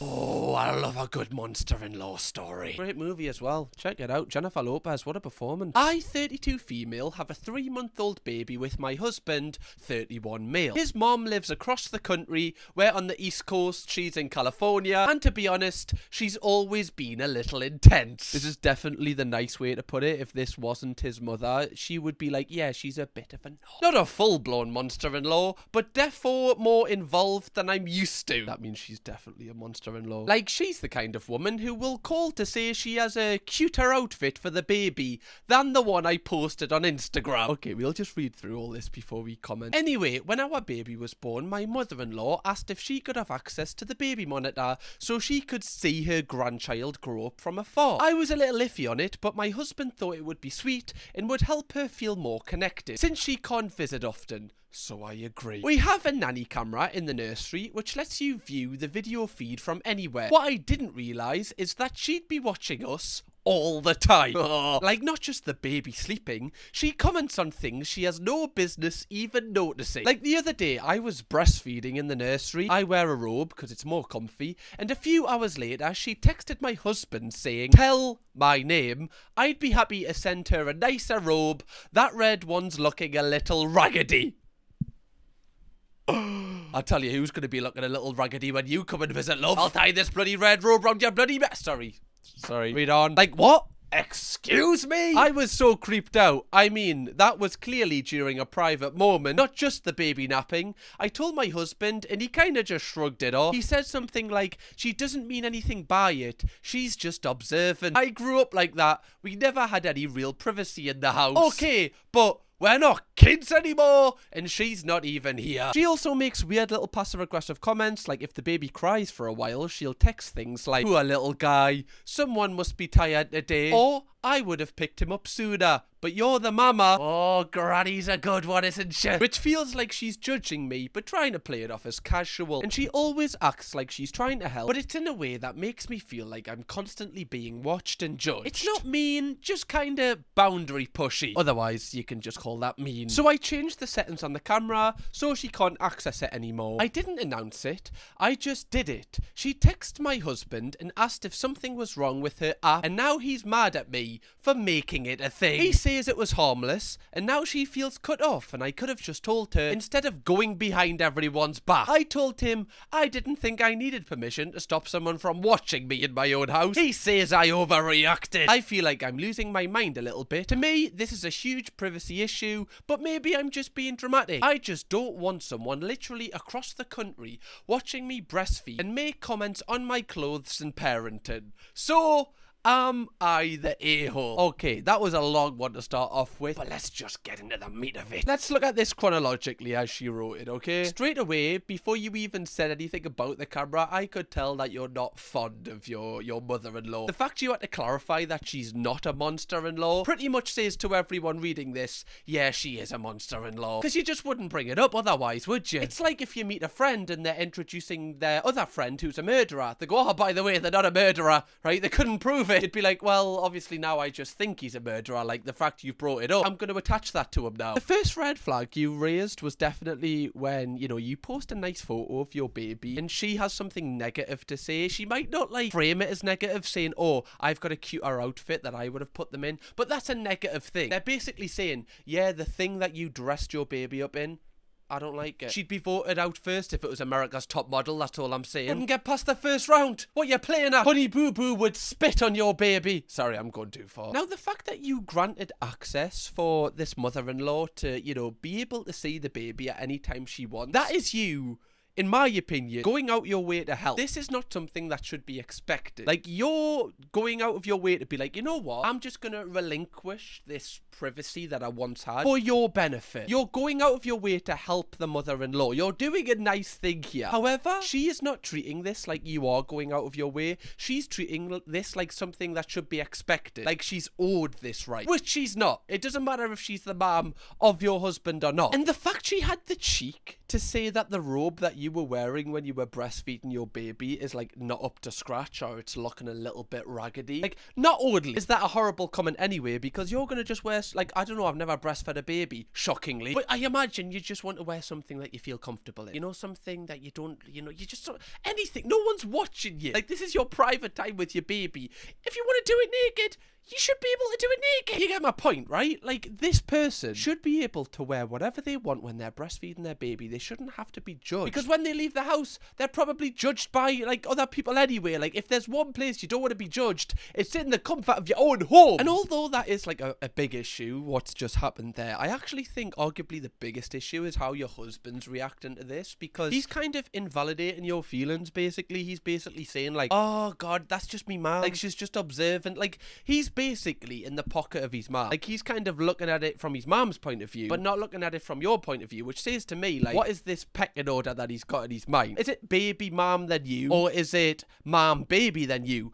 You're third. Whatever's going on here, it seems like you are third, which shouldn't be the case, and that often happens. Like, I was reading this article that, sorry, I wasn't actually, I was watching a video. I try to sound really, like, clever there. I was reading an article, I was watching a YouTube video. Don't know why I tried to sound fancy there. But basically, like, a lot of new moms, unfortunately, in their family dynamic, they come last when they have a baby. Like, when it's just them and their partner, obviously their partner's priority. But when a baby comes, like, obviously the baby takes priority, but a lot of people put their mom before, you know, their partner, which just, in my opinion, shouldn't be the case. I guess that's up for debate, though. So you're just gonna feel like your feelings don't matter in this situation when you are the one that seems to be looking after the baby the most as well. Just looking at this from your husband's point of view, it seems like he's been subjected to this kind of control, I'd say, his entire life. Like, you know, you've quoted him saying, we never really had privacy in the house. I grew up like that. So just giving him a little bit of benefit of the doubt, he might just think this is normal. So the way that he's responded to you you. He might not be meaning to kind of disregard your feelings. It's just because his feelings were always disregarded when he was a child, so he's grew up thinking that's normal. So even though it's not your job to kind of fix that part of him, it is important that you keep reiterating to him that this is not normal. God, I'm getting like fully deep into this right now, because this is not normal, right? Like, I wouldn't be comfortable with this. Like, if, I don't know, let's just say when I have a kid, if I'm breastfeeding that kid, okay, right, it can happen, and Chloe's mum's on the floor being like, ooh, your boxers are a little bit raggedy, wouldn't have been wearing them. I'd be like, really, love, fucking put them over your head. Chloe's mum's watching, I wouldn't do that to her. She's a very lovely woman. She wouldn't say that anyway. She's great. Just need to put that out there before any family dynamics come to play. Also, like, the other passive-aggressive comments she makes, like, poor little guy, someone must be tired today, or I would have picked him up sooner. Well, why didn't you then? Why don't, if you really want to help, why don't you move closer to it, instead of just having, like, your big brother comments over the bloody monitor? Day 2 in the baby household. I would have picked him up earlier. Your actions speak louder than your words, love. Okay, if you really wanted to, you would. I just know this would be so infuriating, especially, like, you know, when you're getting no sleep, like with a newborn baby, and then you've just got this little voice that isn't actually helping with anything, saying they would do everything better. It must be so infuriating. Now, let's get on to the way that you kind of responded. You said that you've just locked her out of the account without saying anything. You've literally just, like, cut it off like that. And yes, I would say this is probably the most abrupt way to do it. But, like, why should you consider her feelings or consider your husband's feelings when both of them haven't been considering your feelings for what I imagine is weeks, if not months? You know, you've got a 3-month-old baby here. And I imagine you have been consistently saying, like, look, I don't feel comfortable with this. They've constantly shrugged you off. Like, how else are you about to get this through to them? Like, you have to put your foot down eventually. Moving forward, I don't know if there's, like, a, you know, a compromise you could come to where maybe, you know, she gets, like, a Friday, that you can FaceTime her on a Friday, or just something, kind of set boundaries. That's what's needed to be done here. Like, she doesn't need 24-hour access to the house. This is not the Big Brother house where you can watch the live stream on YouTube, right? Just set times, you know, even like a couple of times a week. If you have the time to FaceTime her, that would be lovely. And then she can have direct contact with the child. She doesn't have to watch the child sleep. Because I'm telling you right now, watching the child sleep doesn't bring her closer to the child. And the more I think about this, the more I think, does she actually want to see the child, or is she just being nosy about you? Because she seems more concerned about you than the actual child, I'm afraid. And to answer whether you are the asshole, like, you're not the asshole here. You're not the asshole. Like, the overriding a-hole is definitely old grandma, right? She's definitely the a-hole here. But your husband is definitely, you know, I can see why he's acting the way he's acting, but he needs to fix his game up, otherwise he's going to be joining her in the a-hole group. Okay, so this one is a two-parter. We've got the actual am I overreacting, and then an update. Okay, so let's get into it. Excited, I love updates. Am I overreacting? Roommate constantly expects me to leave so she can sleep with guys. I mean, at least she's, you know, got a little bit more respect than the last guy. Anyway, we don't know anything yet. Hi, I'm having a guy over tomorrow around like 7. Would you be able to stay somewhere else for a few hours? How long? I'm not sure if he'll be spending the night yet, if you get me. I don't really anywhere I can go. Have anywhere. Can you not go over to place? He's visiting his family. He isn't around. Surely there is someone's house you can go to. How about you? Surely there's some house you can go to and fondue with someone. Why have we got to move? Oh, that's how I'd be reacting. I'd be like, you know what, maybe it's the first time, okay, I'll just leave for a few hours, I'll go somewhere. But if this is all the time, I'd be like, no, I'll just put headphones on. Surely there is someone's house you can go to. I already went to on Tuesday because you had a different guy over. It's not fair for me to keep inconveniencing people like that. She doesn't even care, and you don't even have to say it like that. What? You don't have to say it like I'm being a or something. I didn't call you a I just said I already went to places Tuesday because you had a guy over. You said different guy, like I'm sleeping with loads of different people. Okay, so then they basically argue about not calling her I don't get why it's a problem having to stay in your boyfriend's place for a night or for a few hours. Like, I can understand not wanting to do that to our friends, but literally, why would so-and-so mind? Are you forgetting that we share this apartment? He doesn't mind me coming over, but my whole point is that we both live in this apartment. I am entitled to stay there when I want. I live there. It's not fair that you constantly expect me to leave whenever you want me to. I just don't understand why you're acting like this is the end of the world because you have to go somewhere else for a few hours. Basically insinuating that I'm a and I don't know what your problem is all of a sudden. I asked you in the past to try stop bringing over so many people because of this, and you agreed, but then just kept doing it. We are both trying to make different points, and you were understanding what I'm saying about this being my apartment too. Okay, let's end the drama here. I'll figure something else out. Jesus Christ. Okay, I feel like we need to read the context before we actually give a full-fledged opinion on this. Right now, she refuses to speak to me. We were both in the kitchen at the same time today, and she kept slamming cupboards and placing things down extremely aggressively. I went to shower after her, and my conditioner had just accidentally opened and spilled all over the shower floor. I really don't know if I was being too harsh or not, but at the same time, I don't feel like it's fair that I'm constantly expected to stay in other places so she can bring other people over. I asked her to try and bring over less people in the past, and then she agreed, but then she continued to just do the same shit afterwards. Am I overreacting in this whole situation? Right. This one I don't really understand, because why do you have to leave? Like, are they shagging in your room as well? Like, do they require the entire space? Are they like shagging in the sitting room?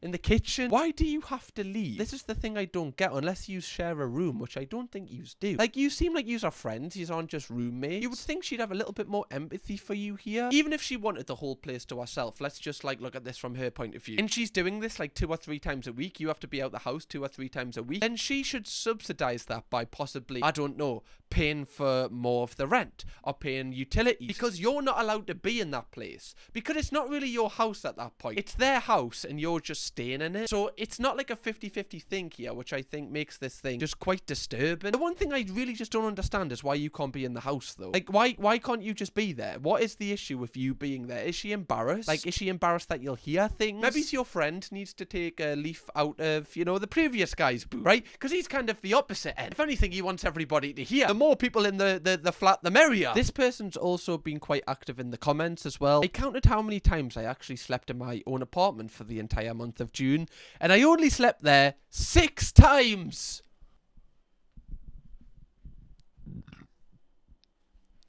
Okay. Well, this isn't your flat. Like, who's ever flat or house you're staying at more, that's your home. This isn't your home. This is just a place you go sometimes and a couple of your things are there. This isn't your home. Like, you're only allowed to be there 6 days of the 30 a month. What is going on, love? You need to put your foot down here. You need to tell her, look, if you want to shag, that's fine. But the thing is, I'm gonna hear. I'm not listening, but I'm gonna hear it. I'm gonna be here. So whether that makes you sleep with less people, whether you go at the same cadence, I don't care. But the thing is, I'm staying right here. You seem like a really nice person, but you do seem like a person that your friend thinks she can walk all over. You're almost just kind of, you know, submitting to your friend all of the time. Like, why are you leaving? Just don't leave. And I know that if a coping mechanism of, you know, disagreeing with you is passive aggressive in terms of slamming doors and all of that stuff. Like, I'm someone that doesn't really respond well to kind of confrontation in that way. Not confrontation to your face, just, you know, people kind of doing that and you don't kind of understand, you know, why these people are doing that. Because it makes you overthink things. It makes you kind of think, oh, did I do something wrong? And it creates a really toxic environment, and an environment you probably don't want to find yourself in. So that's why, from your point of view, you probably just leave to avoid the confrontation. But at the end of the day, you're making your life a living hell doing that. Now, I know you have tried to kind of have it out with her, and you've had this argument and you've got nowhere. I think this is, you know, a time where you should probably look to kind of move if you can. I know it's hard money-wise and stuff, you know, like, obviously if you can share with another friend or share with someone else, or you and your boyfriend possibly could consider moving in together if that's an option. Just, I feel like you need to get yourself out of this place, because this person, if you still stay with them, isn't going to be a friend. Like,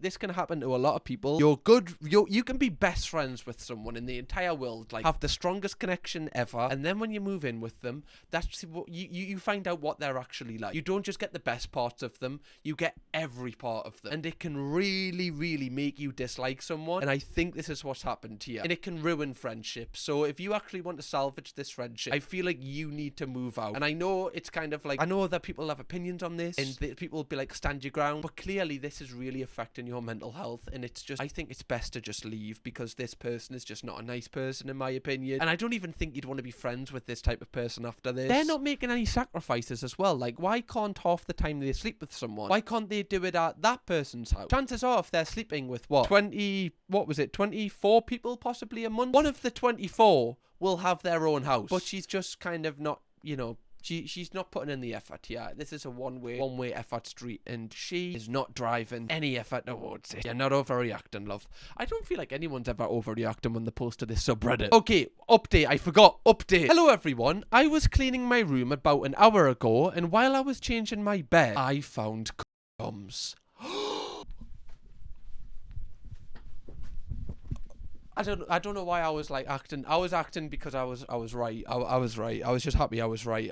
I seemed really happy there, love. I wasn't. I'm not. I'm in your camp here. I'm on your team, love. Right? I just knew it because I didn't understand why you had to be out the house. Wait, sorry. I just got goosebumps there. Let's read through it before Sorry, I need to write that down because that thought's going to go out my head. It was shoved underneath my mattress, and I can say with basically 100% certainty that I did not buy these. I feel like I'm going insane because what is even happening right now? They haven't been opened, thankfully, but I'm just even more confused. A lot of people have mentioned the possibility that she's having in my room. I brought that down in me thoughts before I've said them, and I haven't really been worried about that because my door has a lock on, but the possibility of her being able to get my door open is probably still pretty high. I don't want to assume stuff about the situation, and I am definitely going to have to ask her, but if she's in my room, I need to burn the entire apartment down. Yeah, that is the only option, I'm afraid. Like that up. Oh, that was cringe. I don't know why I said that. Okay, I'm gonna bin this post-it note. I've literally wrote down sleeping in her bed so sheets aren't wet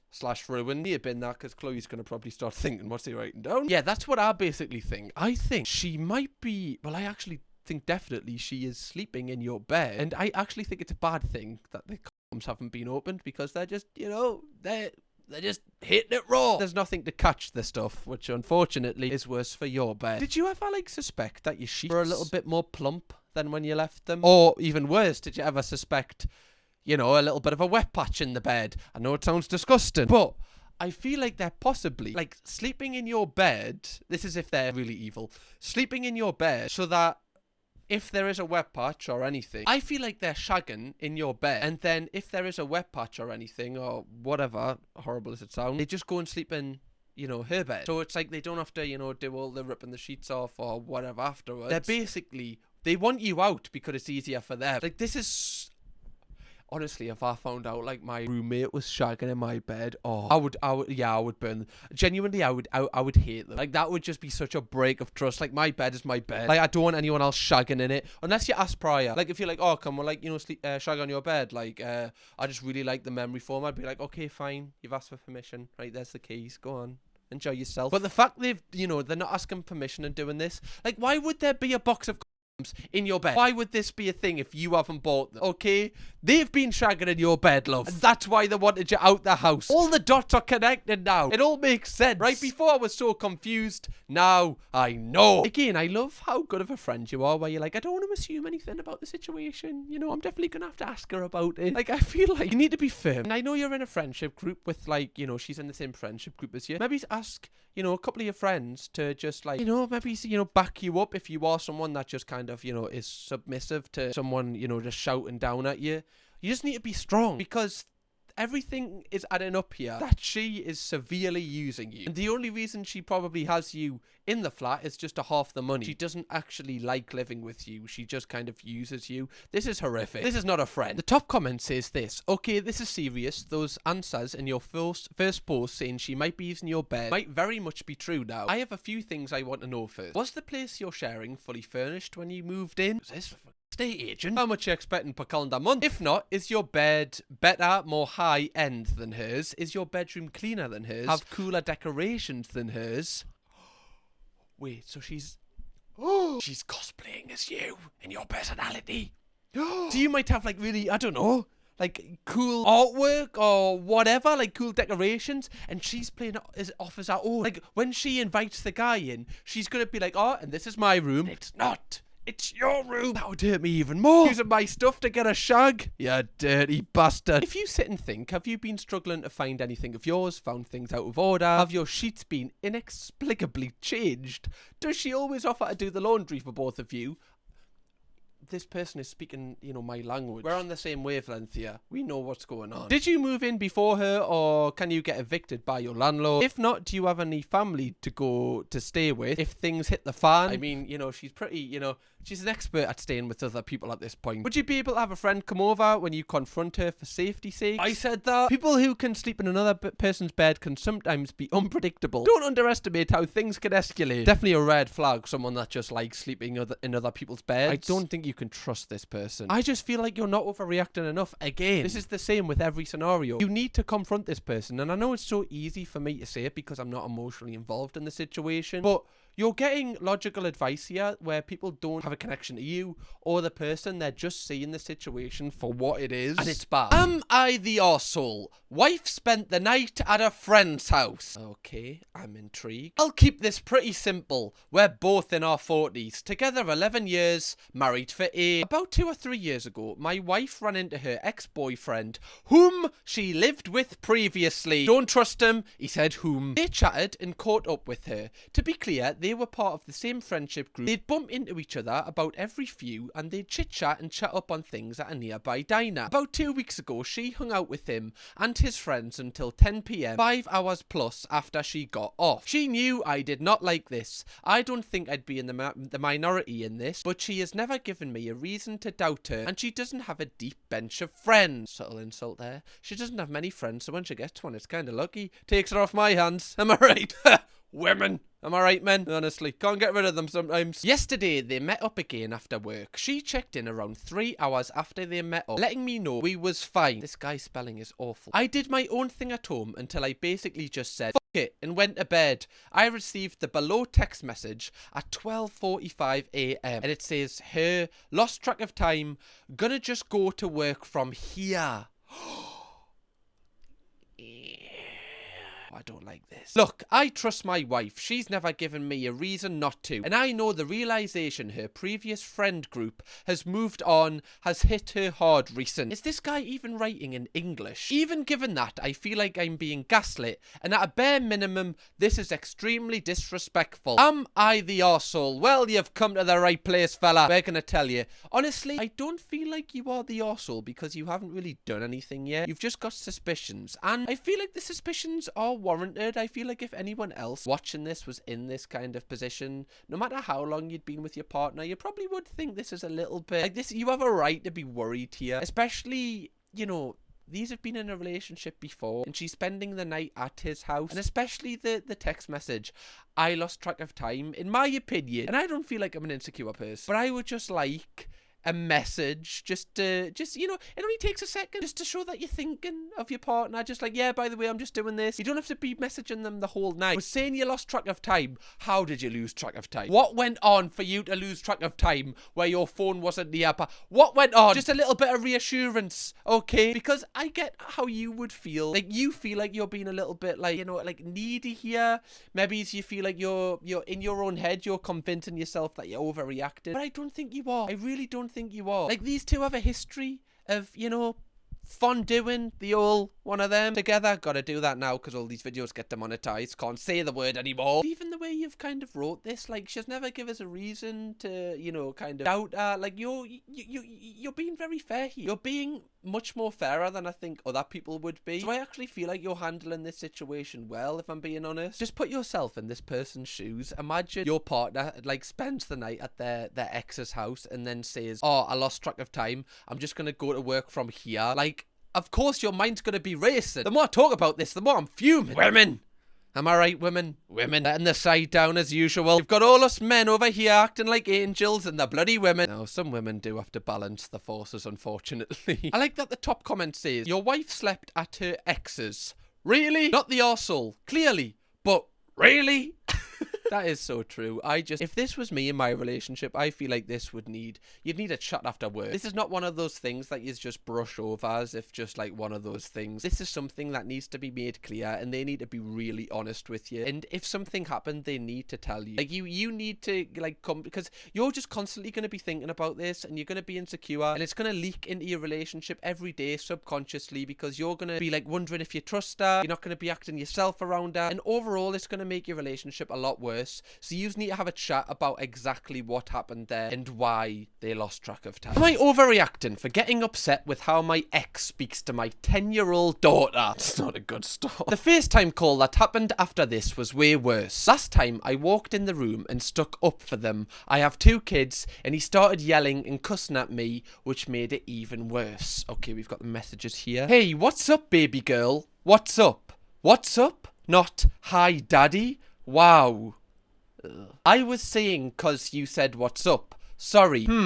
You haven't called me in a long time. Want a call? Don't worry about it. Oh, okay. I want you to want to call me, Charlie. You have completely disconnected with me and it's not working for me. You better figure it out, buddy. Okay, I'll call you after dinner. I have to eat now.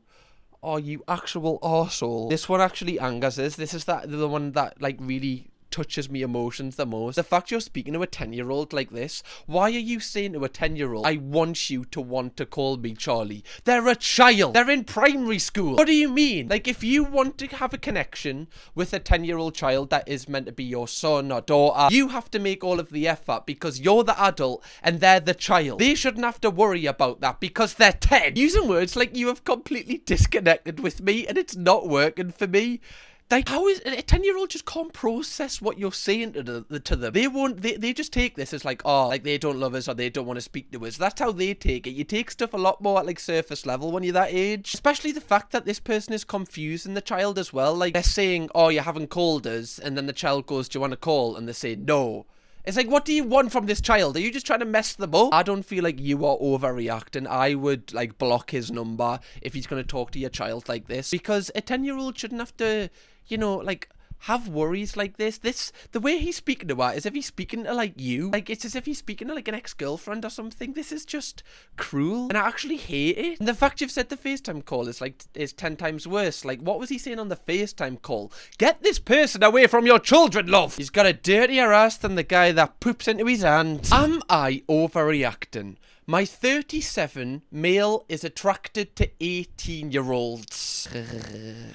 God. I'm a 28-year-old male, and I have a buddy who is 37, and he is always attracted in trying to talk to girls who are barely out of high school. I don't think I have ever seen him attracted to or interested in anyone his age. He feels they're old and unattractive. I bet this guy looks like Jason Momoa, does he? I tell him that an 18 to 19-year-old is too young for even me, and I'm almost a decade younger than him. He literally is old enough to be their dad, and am I overreacting, or is it super weird that he's almost exclusively attracted to girls who can't legally drink yet? Oh, mate, why are you friends with this creep? Creep with a capital C. This is really alarming, and it's really creepy, and it's really weird, and there's definitely like a power dynamic going on here. The fact that he's saying he's not attracted to people his own age, I guarantee this is because people who are actually his age, like, know how much of a, I don't want to say a loser because that's harsh, but kind of what I mean. This guy is probably not mature at his age to go for people who are also his age because people can see through him. So that's why he goes for younger people, because it's almost like the younger people look at him and be like, oh, he's got like it all together, when in reality he doesn't. Especially when you're 27 and you would never go for an 18-year-old. Like, surely you can see that you shouldn't be friends with this person because it's just weird. I've just realized as well, he's going for people that are below half his age. When he was 19, they were still in the womb, for Christ's sake. Even if it is legal by the law, like if he uses that, that is just no excuse, and you should make sure that everyone around this guy knows exactly what type of person this is. And if you ever see him in a nightclub or ever see him out and about with an 18 or 19-year-old, you need to check him on that and make sure that he just, you know, gets away from them. Obviously, this is a huge age gap, but even in school, like, I always used to think when people would have boyfriends that were outside of school when they were in school, I used to think the boys were dead creepy. Like, imagine you being like a 19-year-old lad and your girlfriend's 15, like you've got to wait for her to finish school. That's weird. Never mind 37 and 18. Christ. Imagine this was your dad. You'd be like, what you doing, man? On top of that, right, just taking away the creepiness, you two have nothing in common at all. There's nothing you can talk about. Like, I don't know why he's even interested in them. It's just gross. You are not overreacting. Get out of this situation, my friend, okay? Am I the arsehole for permanently deleting my girlfriend's Instagram?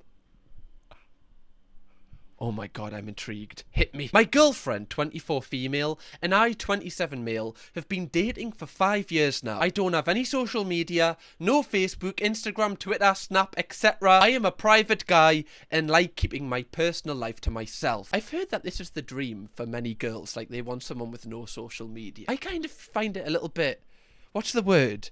A little bit mysterious. It's like, you know, those people that have social media accounts, but they only post once a year. It's always in like a black and white filter. I'm like, oh my god, what do they know? Like, have they been abducted by aliens? This is crazy. I'm like so intrigued. My girlfriend, on the other hand, is obsessed with Instagram. She has over 800 photos posted on Instagram and is constantly scrolling through Instagram every waking moment she's not working or sleeping. She would rather spend time attention seeking from her 5,000 followers than spend some quality time with me. I confronted her a few times about this in the last few years, and she always tells me she'll cut down on her Instagram usage, but she never did. Last week she was using my laptop because her laptop was at the store, and I noticed she forgot to log out from her email. I did the forgot password thing and reset her password to log in. I googled how to delete Instagram and followed the link and deleted the account.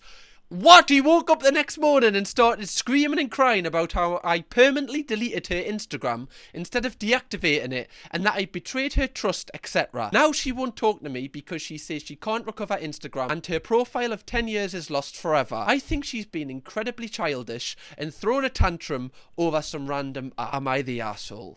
Let me just, yes you are. Right, you are a gaping arsehole, right? Like, this is an arsehole, right? This big. This is you. Okay, it's gaping. Right, it's just a dark hole of arseholeness. It's you. I'm going to speak of things from your point of view to begin with, and then I'm going to get on to criticising you. I get that you don't take pride in posting things to social media. You think this is just like this app, this stupid app. And, you know, from your point of view, you probably don't think you're doing that big of a thing here. However, you've even said in your own words that this is like a major thing in your girlfriend's life. Like, you have been together for 5 years, 800 photos. A lot of them 800 photos might have been of you two, and she has lost access to all of them, like our archives, everything. She's lost access because you are self-conscious, maybe, that she's spending more time like speaking to other people, or like, I don't even understand why you've done this. I get that you want to spend more time with your girlfriend because, you know, you love her, but surely there's a better way than just deleting it. Like, this is a total breach of trust. Like, the fact you had to go into our emails, click forgot password, like, that's multiple steps. It's actually pretty evil in a way. This might be a hobby, you know, she might have a stressful job, and this is one thing that just lets her zone out from her problems that she might be facing. Even if she's having problems with you, she can go on Instagram, and you've took that away from her just because you don't think it's valuable to you. Like, this is so selfish and so self-centered. This might sound stupid, like breaking up with someone because they've just deleted your Instagram, but I think she's well within her rights to do it because it's a total breach of trust, and the most important thing in a relationship is trust. Like, how do you know he's not going behind your back and doing other things to sabotage you? Because this is what it is. It's sabotaging your girlfriend. Surely you'd want to like promote something she's interested in, not take it away from her. The more I speak about this, the more I think you're just even more of a gaping arsehole. What a prick. Am I overreacting? My boyfriend peed on me during sex. Oh, you're joking, aren't you? Oh, you've got to be having us on, love. No, it can't be. The world's gone mad. What are we even using toilets for anymore? Clearly not for what they're supposed to be used for. Who pees on people? Seriously. So basically, me and my boyfriend were having... Don't know why I paused there. These videos always get demonetized, and I guess he couldn't hold it in. I don't really know, but all of a sudden I feel this weird warm pressure, and it's now dripping out of my vagina.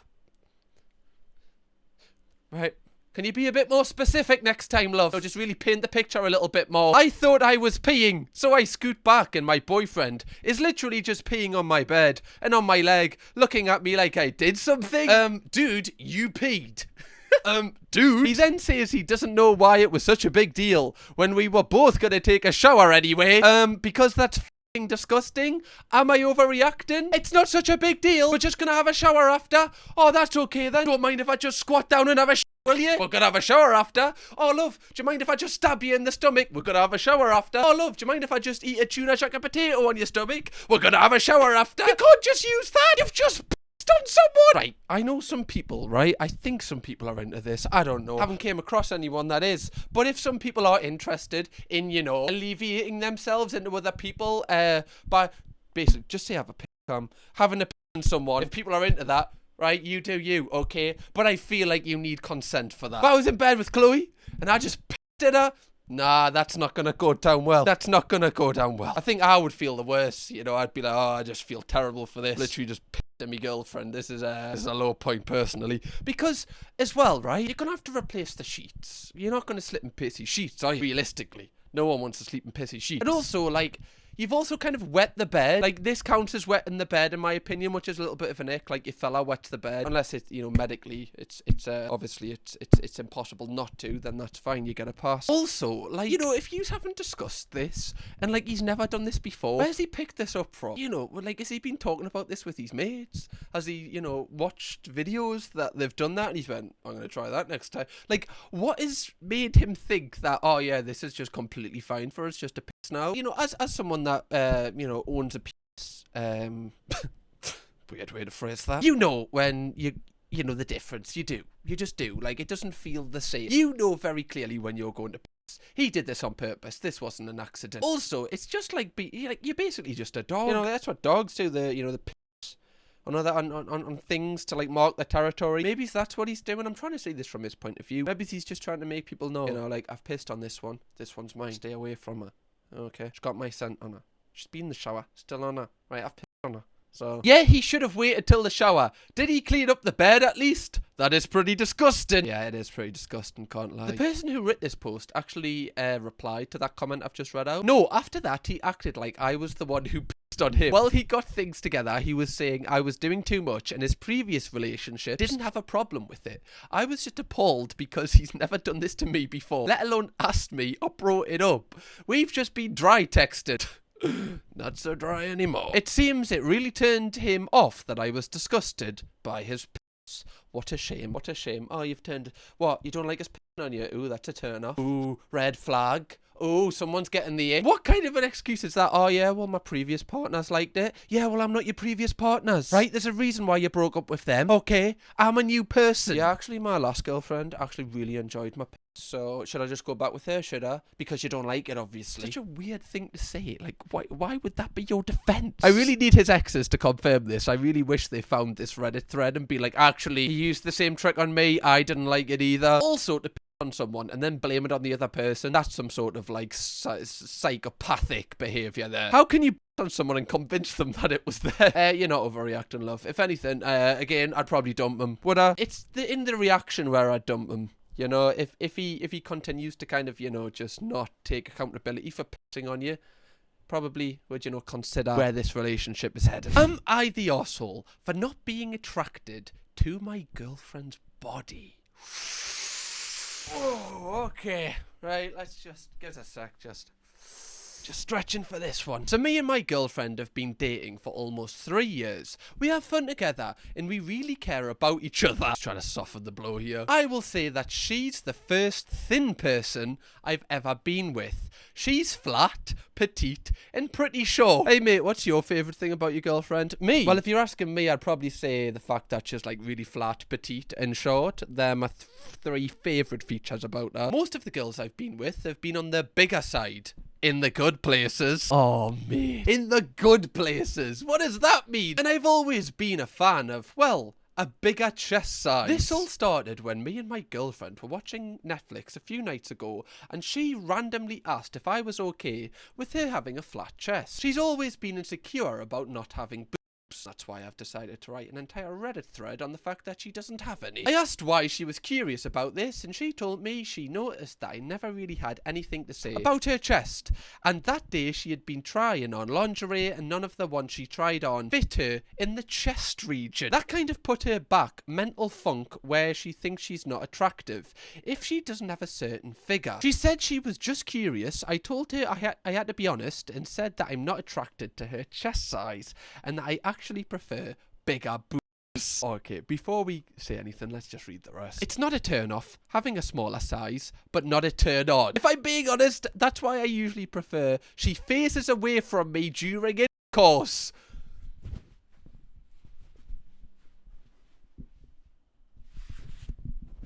God, I need to invest in a crucifix for this setup so I can just show it to the camera whenever there's someone that is possessed by the devil. She was quiet for a while and she said that she was going to go home since she had work in the morning. She texted me later on that night and told me what I said hurt her a little. She said we've been dating for a while and I've never brought this up and that she feels like I've lied to her. I told her I didn't know what to tell her and that I was just being honest. Brackets. I was. Out of all of the Am I the Arsehole videos we've done, this is the worst initial post. Like, I can't even wrap my head around how bad what you've said is. First off, the way that you've described your girlfriend, it's like you don't even really like her. Like, you've not mentioned anything nice about her. You've said that you really care for each other, just to kind of soften the blow of what you were going to say. I knew that what you were going to say was going to be awful because you'd, like, spent the first couple of lines just saying, we actually do like each other. I knew it was going to be terrible, but I didn't expect this. So clearly, like, when you were watching Netflix and she asked you the question, like, do you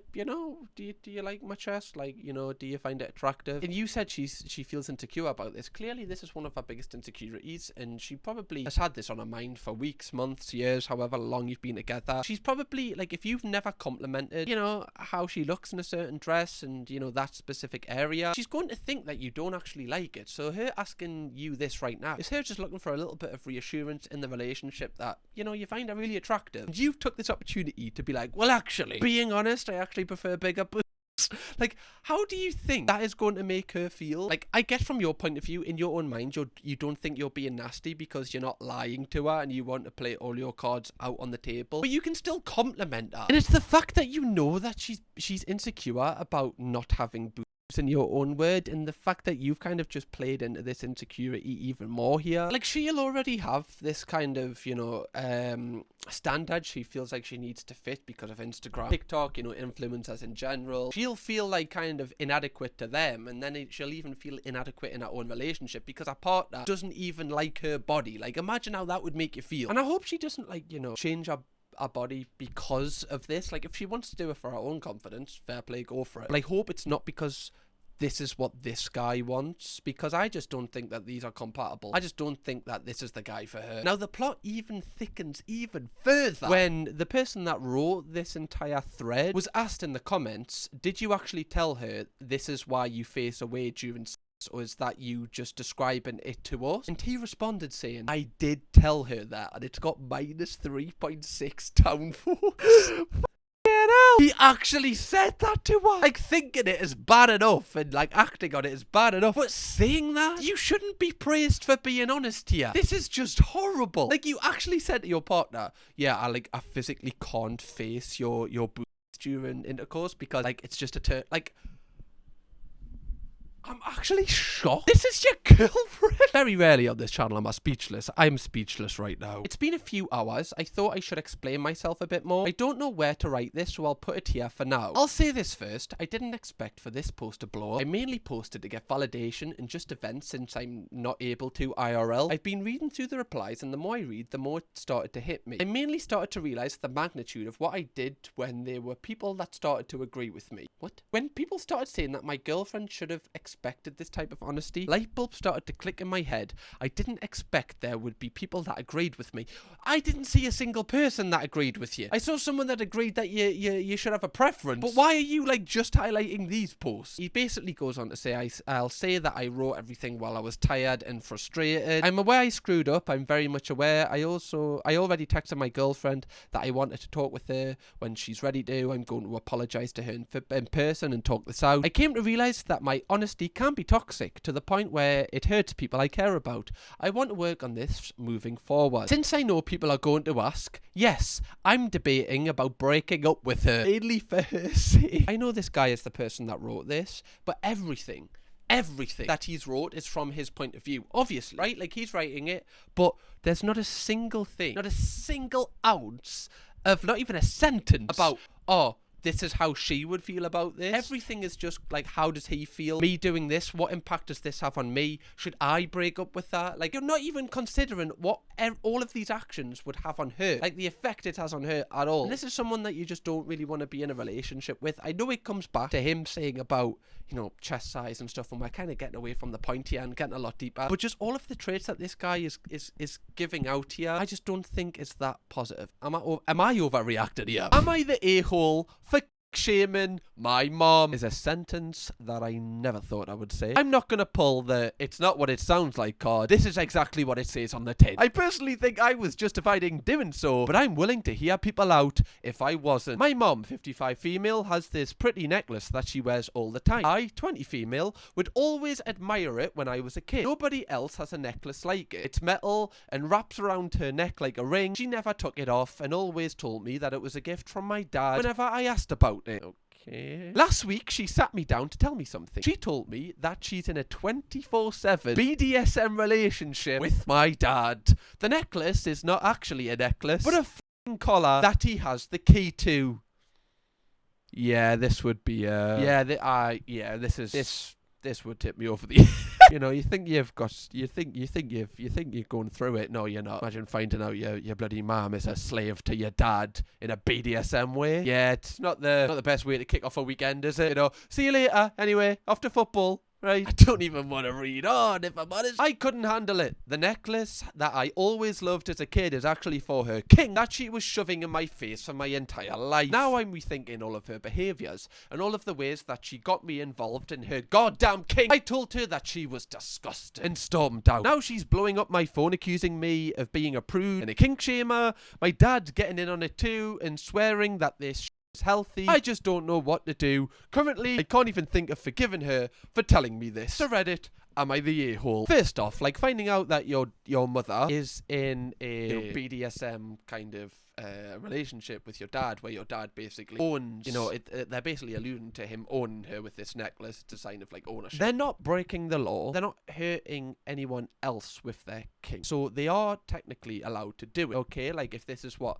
brings them closer together, if this is what makes them, you know, keep it spicy in their relationship, and it's the thing that's managed to keep them, you know, help to keep them together for this long, they might argue that this is positive because we could have lost our spark, we could have split up, then, you know, it might have been more traumatic that, you know, a divorce for the OP who wrote this. But from OP's point of view, the person that wrote this, you are well entitled to feel this way, because it's almost like putting a stain on your childhood, because this necklace clearly means a lot to you because you thought it was a sign of how much, you know, your dad like loves your mom, but not in a kinky way. And I can understand why finding this out would be very overwhelming. Like if you found this out about your friends, like two of your friends did this, it wouldn't be that overwhelming. But the fact it's your own mom, like I'm the same. I don't want to ever think of my, like, your parents in that sort of way. Do you know what I mean? You just don't want to. I know you're in the world, so clearly, you know, that happens, but you don't want to think about it. I just want to believe that I was spawned in, you know, just I don't know, just one day I just kind of spawned in and now I'm here. So obviously you've reacted emotionally because just in the moment you just, you know, you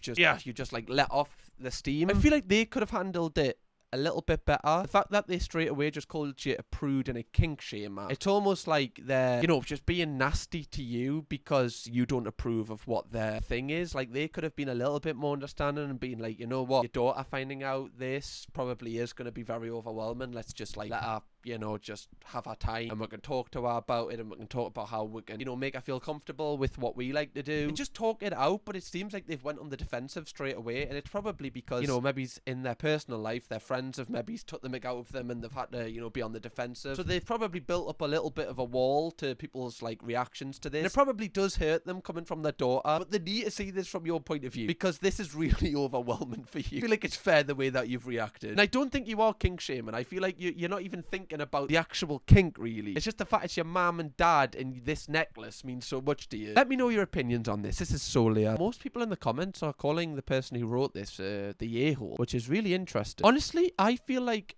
possibly the person who wrote this actually might be able to come to terms with it, but this is still very fresh. And like, some people just aren't into, like, this is, I've said it multiple times. This is overwhelming for a child to find this out about your parents. I'm sorry, that is just the top and bottom of it. Again, I haven't called the parents a-holes. Like, I've tried to explain it from their point of view, but they are a little bit a-holey for not understanding why this would be overwhelming for their daughter. They can still disagree with our reaction, but not understanding. Yeah, I'm not here for that. Am I the arsehole for not respecting fancy soap policy in our bathroom and accidentally started a soap-based arms race? Okay, you've grabbed my interest. So my wife, 30 female, bought this absurdly expensive soap from some little shop. It came in a tiny frosted glass bottle wrapped in twine. Oh, these are making that shmoney. They're making ridiculous amounts of money. With ridiculous branding like hints of pain, regret, and artisanal disappointment. Or something like that. She placed it on the bathroom counter and told me, this is for guests. Oh, one of them. One of them jobs, is it? Right, the people that live here can't use this, just for guests. It's one of those things, isn't it, that they do for like, they add an extra quid on the price just because it's got like a fragrance in it. They're like, that's got clementine in. Put an extra quid on that. It's got clementine in, just for guests, that. Right, that's the good soap, Martin. Don't use that after you've had a poo. That's the good soap for guests, Martin. Don't wear it down. No rubbing your balls with that, Martin. Okay, it's for guests. We don't have guests. Ever. Okay, maybe once every 2 months. I told her that, but apparently the idea of a guest potentially seeing that we use commoner soap is too horrifying to bear. I like this guy. So the fancy soap was enshrined like the Mona Lisa, untouched. Fast forward, I run out of my regular cheapo soap, which came in a cracked plastic bottle with a pump that wheezed like a dying guinea pig. God, this guy's like Shakespeare. So in a moment of desperation and dirty hands, I dared to touch the Holy Grail. Was halfway through using a single pump of the fancy soap when she walked in looking at me as if I was defiling the sacred artifact or microwaving the Faberge egg. She said I was wasting it and that it's not for everyday hands. I was sorry, that's hilarious. Not for everyday hands. Love, these hands are touching you. If anything, you want them to be as clean as possible. You want them to use the clementine soap, not some grotty thing that comes out of a plastic pack. I love that I'm calling that grotty. That's just normal soap. Then I did the unthinkable. I went out and bought my own fancy soap. Oh my God, there's a soap war. There's a soap war. There's nothing like a good old-fashioned soap war. You know what I'm talking about. That old Palmolive first Redux kind of soap war. Oh, unbelievable. This is one of the greatest rivalries I've ever seen. It's like Eubank versus Ben, Apple versus Android, grapefruit and cider. I don't know, that's out of my tax bracket. Smells like if a lumberjack went to therapy. I put it proudly on my side of the sink. I declared that this is my new soap, and only I have a right to use it. Suddenly, it's Cold War Soap Edition. And they're not even using hot water. Who are these people? That evening, I saw over her shoulder. She was searching more soap bottles on Etsy, like she wanted revenge. At this point, I now want to invite some guests over to make sure they use my fancy soap and not her. Ha ha! Now she's mad I'm mocking her and saying I'm turning cleanliness into a competition. I told her she started the soap caste system. I just refuse to be born into the lower class. She hasn't spoken to me in 2 days, but I smell amazing. Tell me, am I the arsehole? First off, before I give my opinion on this, I just want to thank you for one of the greatest pieces of media that I've ever read in my entire life. You've already done your country proud with this one, fella. Honestly, I just feel kind of blessed that I'm alive to read this right now. Now, onto the issue at hand. First off, I get from your wife's point of view. She wants to impress people. You know, like, if this is what gets her to be happy, I would just let her have it. Like, you know, if there's soap there that I can't use and she really wants to keep this for guests that never come, if that makes her happy in her own head, I'm more than happy to just not touch it. It doesn't affect my life, okay? Like, that's fine. If I need to use it, okay, and she really is really bothered that I've used it, I'll just go out and buy another one. Okay, if it really made her that unhappy. But that's just me. I'm a little bit of a soft touch. Okay? I just feel like it's such a trivial thing. And I don't think it's something that you should kind of have an argument over. Like, if you're having arguments over using a type of soap in your relationship, I don't know if that's the strongest relationship, if I'm honest. Unless it's kind of just like a trivial thing where, you know, you're kind of or a relationship where you kind of like having arguments over just such trivial things. I know a lot of relationships are like that, and then you kind of just act like nothing's happened a couple of days later. Kind of seems like this type of relationship to me. I don't blame you for using the soap if that was the only thing that was there. I do think it's kind of hilarious that she says you have everyday hands, like I said. Those are the hands that are going to be touching her. So surely she wants them to be as, as clean as possible, those hands are going to be touching a lot of utensils in her house. Surely she wants them to be clean. Would she rather you don't wash your hands, right? Ask her that question. See what the answer is. And then you've got your answer, fella. The fact that you went ahead and started World War III by buying your own fragrance soap was a bold move, I'll give you that. Not many men would do that. And for that, you have a lot of courage. Okay. A lot of courage.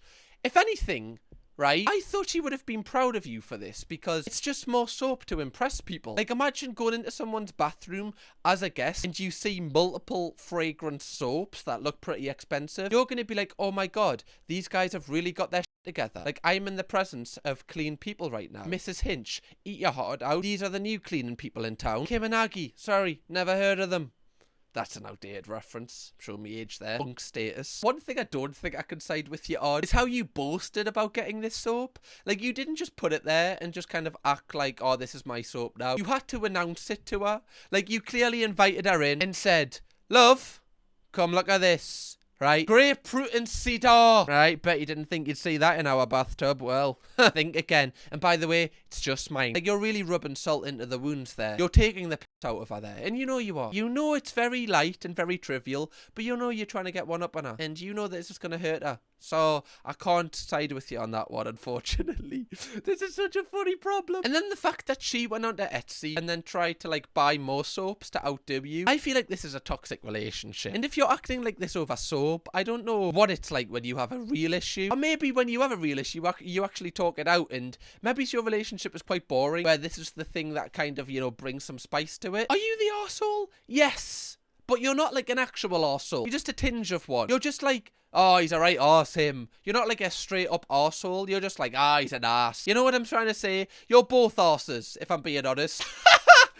Top comment. It's always heartwarming to see two psychopaths find each other and fall in love. Godspeed to the both of you. I will give them that one. Right, to find two people who want to one-up each other over the spice of their soap. I swear we'll never see anything like this again. It's one of the greatest rivalries I've ever seen, if I'm being honest. It's a great rivalry, and honestly, I kind of want an update. I want to see what new kind of things get brought into the fray. Are people going to bring new cleaning products in? Is it going to move on to sponges? Is someone going to bring, like, a scrub daddy in and go, oh, well, but he didn't expect that. And then someone brings like an actual branded scrub daddy in, right? Like, isn't there like a scrub mammy now? Just saying. Gotta one up each other. And like, how far does it go? That's what I'm worried about. How far does it go? Because this could end a relationship, and then in the divorce, you're fighting over who gets which soap. And then you have bought so many soaps at this point, you don't even know who's soap who. And you're fighting over it. It's tearing the kids apart. The kids aren't clean because they don't know which soap to use. One of the kids is siding with the dad. He doesn't know what to use. He doesn't want to his mom off. He doesn't want to piss his...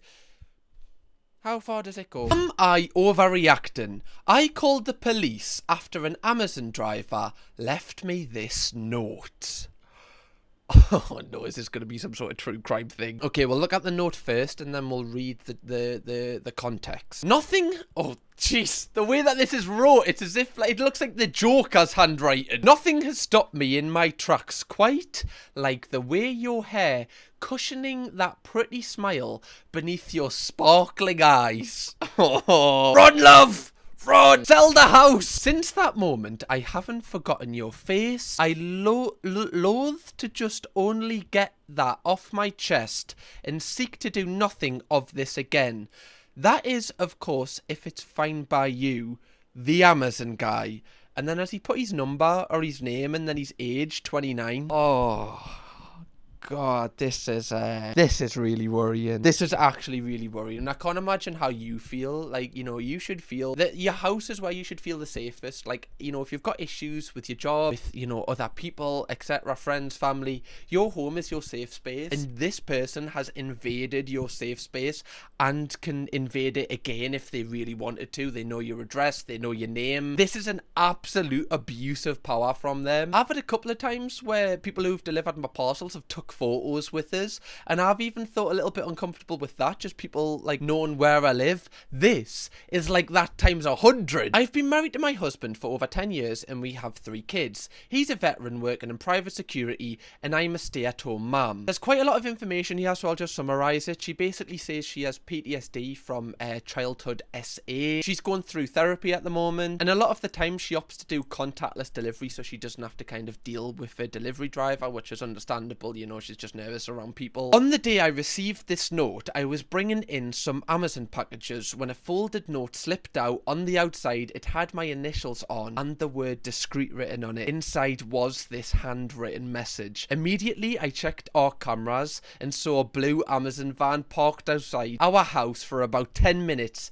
before the driver got out. Oh, he was definitely using that time to write it, which is even creepier. Like, he wrote it outside your house and you had no idea. He walked up to the door with his face uncovered, but when he got close to the camera, he turned his head away and pulled up his mask. He left the packages and the note, then walked back to his van, immediately pulling his mask down once his back was to the camera. So we started digging through older footage and found multiple clips of the same driver delivering packages over the past few weeks. In one video taken just days before the note was left, the driver looks directly at the camera, smirks, and gives a very deliberate wink.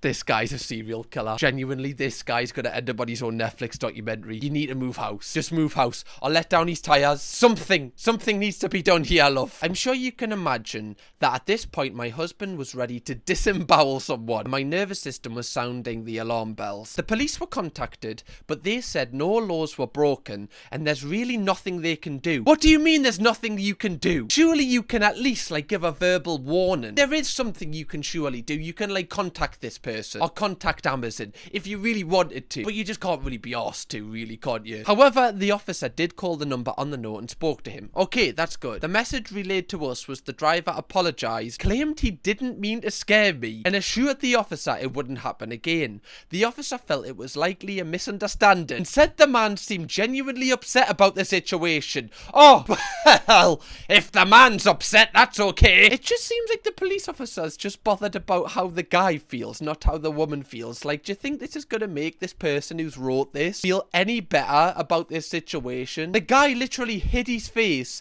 and then, like, a couple of weeks prior, he winked at the camera. This guy knows what he's doing. This isn't just a one-off thing. This guy knows that he is intimidating this person who is alone at home every single day. It's just the wording as well. If he really wanted to, you know, somehow be with you, I don't even think there's a good way to do this. Like, as a delivery driver, you just don't, because you're at work. But at least if it was face to face, then it's just the less creepiest. The fact he's wrote you a note, it's just, in the way his word is just insane. I feel no sympathy for this bloke whatsoever. This is just creepy, love. I hope that he stops, and I hope that he gets reassigned to a different kind of location and different kind of estate, because you deserve to feel safe in your own home. So you're not overreacting here, you're completely valid. Am I the arsehole for yelling at my girlfriend to stop eating? I'm a male 26 and my sister is female 23. She runs a bakery business and she's been struggling lately to keep up with orders because she's been short-staffed. She does a lot of orders for wedding cakes that require custard or marmalade fillings, and I offered to help her out by making these fillings at home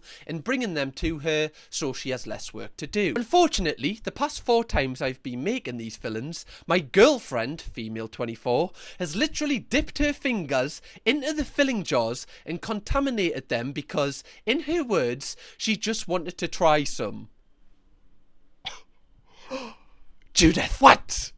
Why are you doing this? This is awful. You know, if you're making cakes just for you, and you know you want to put a bit of the icing in or lick the back of your spoon, be my guest, go to town, love. But this is for customers. Like, imagine buying a cake and then you read this, like, knowing that this could have been from the company that you bought the cake from. You'd be horrified. I've tried explaining to her that she can't dip her fingers in and contaminate the entire batch, because then I have to remake it. I said she should use a spoon and take some of it out if she wants to try it so bad, but she just pouts and says that she likes using her fingers because it takes her back to her childhood. Does it? Well, as long as it takes her back to her childhood, everyone else. Just use a spoon, love. If you really wanted, like, you know, kind of bring back to your childhood, a good sacrifice could be put it on a spoon, then put it on your fingers. The spoon can be the gateway drug to reaching your childhood again. But don't put your finger straight into it. Today I was trying to finish some chocolate custard to send it over to my sister really fast because she was running late on a wedding cake order for an important client. I told my girlfriend beforehand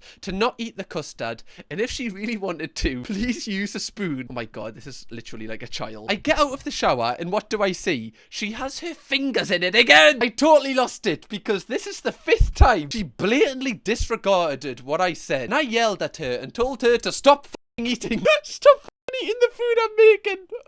Oh my god, this is class. Why can't she stop eating? Stop putting your fingers in the fucking custard because it's not for her and she's contaminating it.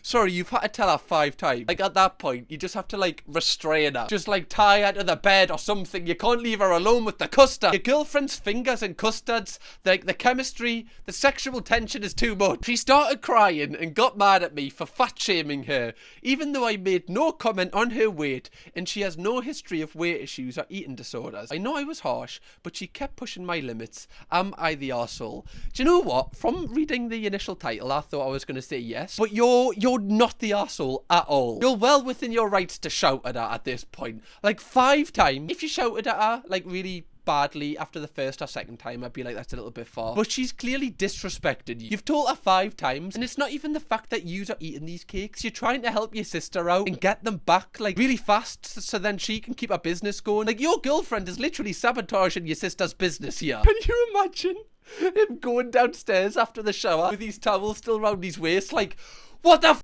are you doing? Stop eating the f***ing custard. Does she also wear a diaper and draw on the walls with crayons because it reminds me... because it reminds her of her childhood. That's the perfect comment. It's like you can't just, like, sabotage your sister-in-law's business because it takes you back to being a child. You know, if I'm in a restaurant and I don't like the food that someone's just put in my mouth, I don't go, oh, fuck that, like I did when I was a child. No, you just leave it on the plate. When you're an adult, you act differently. Okay, love. It's literally like you're looking after a child here. This is not an adult. 5 times? My lord. How do you even tell your sister that? Like, oh, another batch is going to be late. She stuck her fingers in it again. Am I the a-hole for laughing when my wife fell and pooped her pants because I thought it was a prank? Sorry? I, 33 male, think my wife, 31 female, is genuinely funny. That's good to know. But I think she actually is funny despite what everyone else is. But her love of pranks and toilet humour can be a bit much. One day, I was in the living room. My wife ran in holding her tummy. She slipped and fell. Then she said something like, crap, I pooped my pants. That's funny. Crap, I crapped my pants. Everything about it seemed like a prank she would do. From the double meaning phrase to the toilet humour to the physical comedy. This is a house full of crack. Oh. Terrible. Despite the fact that I dislike most of her pranks, I found this one funny. But it wasn't pranking. When I realised I tried to help her up, she told me not to touch her. She sarcastically called me husband of the year for laughing at her. I explained, but she said I should have known it wasn't a prank because she did a similar one before and she doesn't repeat the same prank. Am I the a-hole? Honestly, like... what am I even reading here? Your wife has a thing where she constantly pretends that she's... Let me get this right. So your wife is a prankster. Okay, but like an amateur prankster. Not, you know, like a YouTube one, I guess. Can you be a professional prankster? I don't know. Ask Barney and the Ninjas. So I guess she often, you know, pranks you by pretending she's herself, which obviously is, you know, great. And she's kind of like the boy who cried wolf here. She's done it multiple times. So the time she actually does, you know, follow through, you're not going to believe her. And I feel like you're well within your rights to think this was a prank. Because honestly, are you really going to be expecting that your wife walks in the room and just craps herself? Like, it's not really a thing that you expect to happen. Especially when she is a seasoned amateur prankster. You know, especially in that situation. You're going to just think she's up to a little trick. You know, have you yourself again, have you, love? Yeah. Good one. Good one. Oh, the fake poop on the floor and everything. Oh, that's real. Oh, wait. Oh, yeah, it's trickling. Yeah, oh. It's also funny that you laughed at this one where you might not have laughed at ones previously. You thought she really just played this one off well, like she'd been working on her acting skills. No, this was the real thing. This wasn't the fire drill. This was the whole house burning down. Also, why did she walk into this sitting room with her bad tummy. Oh, she slipped and fell, okay. And that just made her, yeah, obviously, as you do. I don't really know what to say about this one. I think that maybe I can't call her the a-hole, because she's, you know, it's not very nice. I don't want to kick a woman when she's down with poop in her pants. You know, the last thing she needs now is getting called an a-hole. I think, you know, she's having enough trouble with her own at the minute. Ugh. What are the comments saying to this one? This one's just a funny one. Your wife is just the girl who cried poop. Oh, shit. I hate when I read a comment that says a funnier joke than I've got in the locker. Curse you, Objective Citron 4560. Am I the arsehole for how I told my brother's girlfriend that doesn't help with acne? Oh my god, no. Me, 37 male, and my brother Hank, 34 male, are medical doctors. My pet peeve is medical misinformation, so when I hear it, I am quick to call it out. My brother's girlfriend, Jane, 25 female, is a kind, empathetic, successful woman, but she's not an academic. The three of us, plus my wife Kelsey, are hanging out and Jane mentioned something about helping with acne. Without thinking, I immediately told her that was a myth, that it is probably popular because guys use it to trick women. My mind wasn't on Jane's adult acne until after I said that. Jane turned to Hank and asked him about why did he tell her that sperm helps with acne. Oh my gosh. This is awful. This is really, really bad. Hank said he was just joking when he told her. Oh, yeah, okay, Hank. Heard that one before, Hank. Jane wanted to leave, but she had been drinking, so my wife offered to drive her home. Hank was asking me, why did I tell his girlfriend that in such a way? I told him he shouldn't have told her that. He said it was a stupid joke. I told him that if so many people believe medical information from influencers on Instagram and TikTok, imagine how people will accept medical misinformation from a doctor. He said the way I said made it seem like he was lying to her. Am I the arsehole? Okay, we have got an update and a second update to this, but first we'll just react to the actual first issue. This is one of the wildest things I've ever read. First off, right, this is really creepy. Like, Hank is 34. His girlfriend is nearly 10 years younger than him. Obviously, you know, she's an adult. She's 25. You know, she's able to make her own decisions. However, if a doctor, especially, you know, not only a doctor who you would trust for just being a doctor with medical information, but also your partner is telling you something like this, you're going to believe him. You just are. Like, a doctor is saying this on your partner, someone you wholeheartedly would trust on information like this, you're going to believe them. So the fact that he said this to her and then played it off like it's some sort of joke is so creepy. Like, genuinely. Like, she struggles with acne as well. So can you imagine they're just sitting at home and, like, he knows the actual, like, remedy for acne, or, you know, the stuff to kind of keep it at bay. Like, I have a skin condition, you know, certain methods you can use. I know certain things that work for me. They don't necessarily, you know, fix it, but they just kind of, you know, chill it out a little bit. He is probably knowledgeable on this, being a doctor. Like, he'll know various remedies to this. And he's chose to tell her that the best opportunity for her to solve her acne is by him whipping his willy out and are you taking the f***ing piss? Like, can you imagine she's at home like, oh, Hank, me face, it's killing us, love. It's killing us. And he's like, don't worry, love, I've got this one. Just whip us off. It'll fix it. Don't you worry about that. This is so bad. Genuinely, one of the worst things I've ever read. It's also hilarious that he's kind of blaming you for the way you said it, whereas in reality, from what you've typed, you've just said, oh, that's a lie. Like, that's not true, which isn't like a nasty way to say it. You just called out some bullshit, which you should, as a doctor. The fact she feels really embarrassed proves that this is like an ongoing thing that has actually been happening in her household, which is really, really sad, and really like a power balance here. You know, your brother doesn't seem like the nicest person. I feel like we need to read the updates to see how this has kind of unfolded. Edit. I was on the fence if I should bring it up before, but I think I should. Please don't let this make you scared of doctors. My brother and myself are both dermatologists. Sorry? Why didn't you mention that in the... I thought you were just like doctors, not actual skin doctors. This makes it so much worse. So literally you specialize in helping people with, you know, things like acne, things like dermatitis, eczema. He's using that to spunk up. This is like serial killer vibes. This is really bad. Can you imagine how traumatic this must be for Jane? Especially 25 years old. Like, it's not easy to go through this at any age. But you know, I feel really bad for her. This is like, she's been manipulated really, really bad here. The vast majority of his patients are women in their 20s and 30s. If I really think about it, the vast majority of the women he has dated had adult acne. Oh no, the plot's thickening. The plot's thickening. Everything's thickening, you could say. Oh god. This guy is like a serial spectre. You know, there's been spectres in the world, but this guy's like, and it's a sinister. He's a sinister serial spectre. The worst type of spectre. You know, the average spectre, you know, you can kind of just be like, oh, not for me, thanks. But the sinister serial spunk, they're the ones to, you know, they're the ones you get taught about. They're the ones, you know, you need to cross the road when you see it. Like, oh, there's Hank. Heard about Hank? No, I've not heard about Hank. Sinister serial spunk. Is he? You wouldn't believe it, would you, looking at him? Sinister serial spunk. The ones you least expect. Okay, there's a second edit. I told my wife my suspicion. So she talked to Jane, and she talked to women she knows personally who are my brother's patients. A patient in her 30s is neurodivergent. My brother told her to have her boyfriend too. I don't want to say on her face to help her acne. We definitely have to report my brother. I don't know if I'm dazing out because of that or because of the painkillers I'm on, or maybe it's a bit of both. This is just really like overwhelming. It's the fact that this is a real person has went through this, which is just really like, this is this is jail time worthy. It's weird as well because this guy's getting off on knowing that he's making other men get off on their girlfriends' faces when he's not even involved. Like, this kind of says to me, like, is this like a power thing? Like, he's using his position of authority to have power over people, and it's almost like he's getting off on it. He's definitely getting off on it. This is like some sort of deviant, some sort of guy that takes advantage of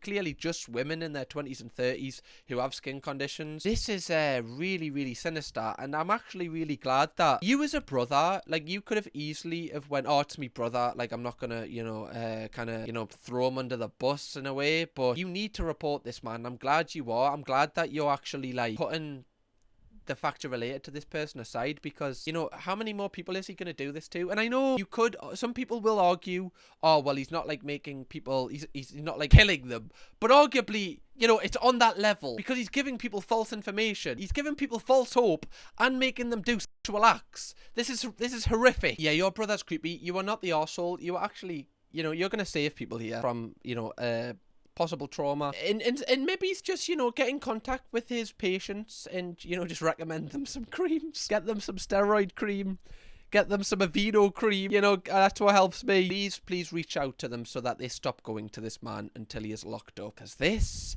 is bad. Am I overreacting? Not staying the night at my new boyfriend's house with his pillow situation. What? Okay, I, 28 female, went over to my boyfriend's 25 male house for the first time. We've been dating a month, and I had somehow never noticed his pillow situation before. When I noticed, I made a comment about how long he's had the pillows, and apparently he's been using them since he was a kid. I've got a photo of the pillows that we will get onto. So I asked him if he had any other pillows, and he said he just had the pillow on the left of the first picture, but that his cat usually sleeps on it. I said I don't really want to sleep on those pillows, and I'd prefer to sleep at my own place with clean pillows. His response, he waited for a minute and then said he would be sad to see that I would choose something as small as pillows to come between us spending the night together, but that if I needed to go, he understood. I ended up going home and spending the night at my own house instead. I asked if I could bring my own pillows and gently suggested he get rid of his. He said it was totally fine for me to bring a pillow, but that he wouldn't get rid of his as they are sentimental. What?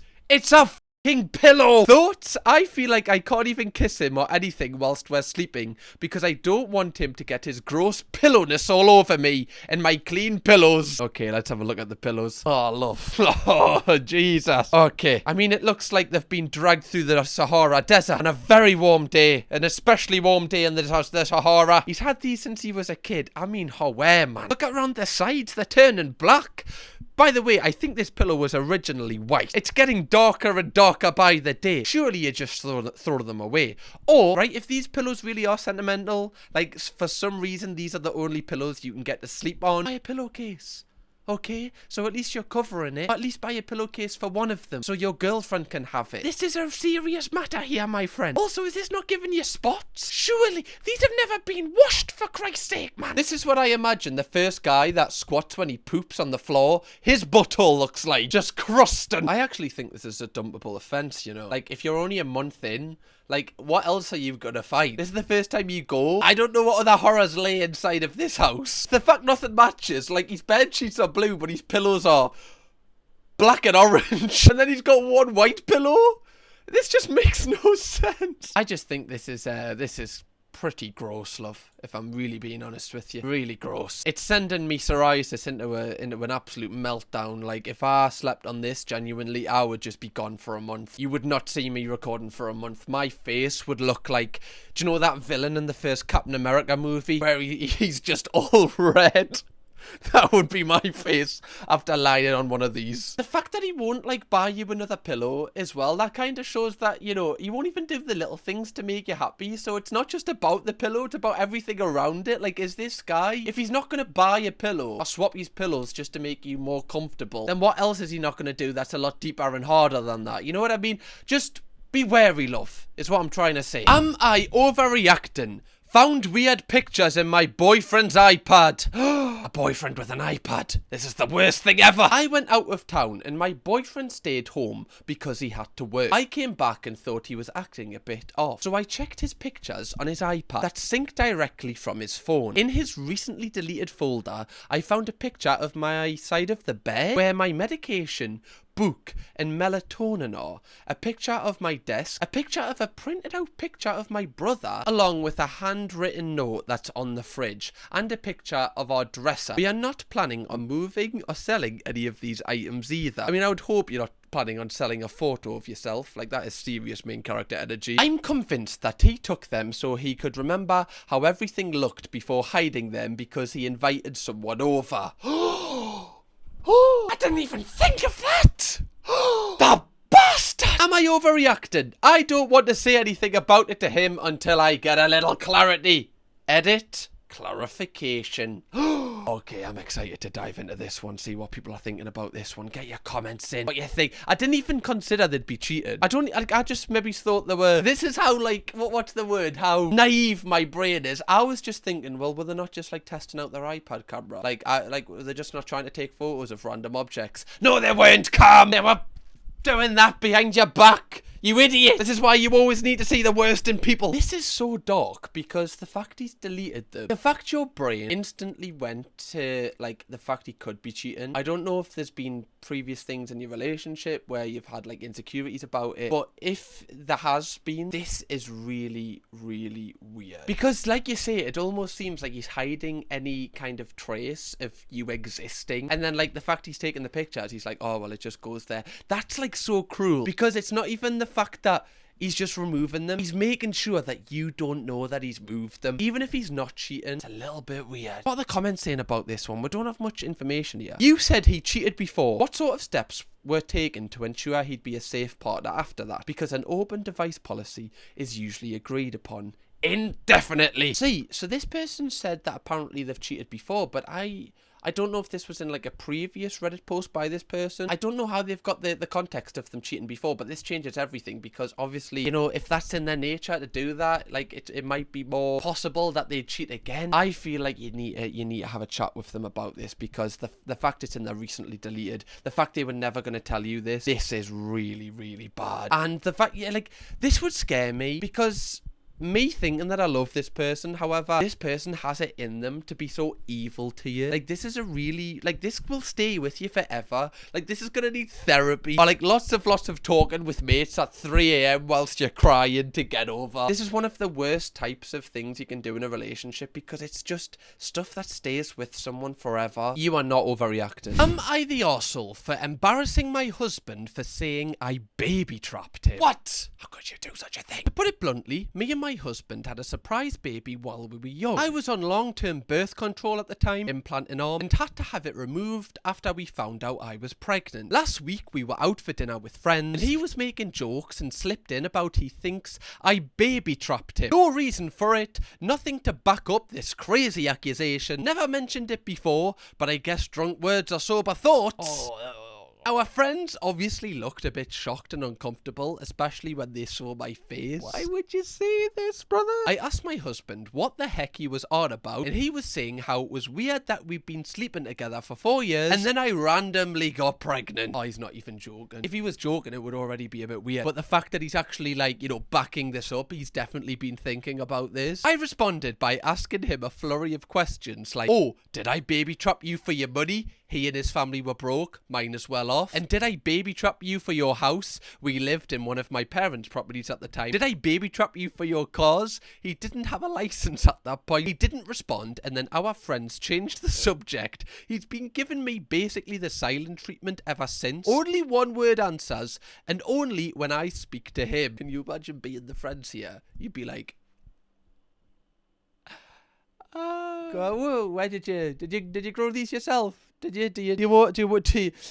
seen these trees on the nature channel. They're lovely, aren't they? Oh, they're green, them. Is that green? That's green. By the way, since having our first, we have been married for 3 years, bought a house with my deposit, and had 2 more children. This completely caught me by surprise, but he seems really quite upset by this. I know it was cruel to embarrass him, but a common phrase in my area is don't dish it out if you can't take it. Am I the arsehole? We do have an edit as well, but before we, you know, cover that, I just want to give my opinion on this. If he said this is a joke and you constantly joke about this and you're both comfortable with this joke, I would be like, okay, maybe you have overreacted. But clearly this is the first time he said this, and he's brought this up in front of friends as well, and he actually meant it. He genuinely tried to back it up with, like, you know, a statement as well. So no wonder you got your back up. Like, no wonder you felt like you were backed into a corner and you wanted to respond. The fact that you've mentioned all of these things, like, you didn't drive, it was your car, your deposit, your family's well off. Like, clearly this guy, you know, didn't have much financially when you got together, so this wasn't the reason that you're with him. It very much seems like you're the breadwinner in this relationship, and it's almost like you feel like this guy has been living off you. So for him to say that you baby trapped him, clearly this has touched a nerve, which it should. That's just such a horrible thing to say. Like, it's almost like, oh yeah, well, I didn't even want to have, like, this child. Like, she did this on purpose, so, you know, just so I couldn't, like, drive all of my 10 cars away from her. This almost seems like he just doesn't appreciate, like, how lucky he is, like, how good he's got it. Like, you know, you have it good as well. Like, your family have helped you out quite a lot, but,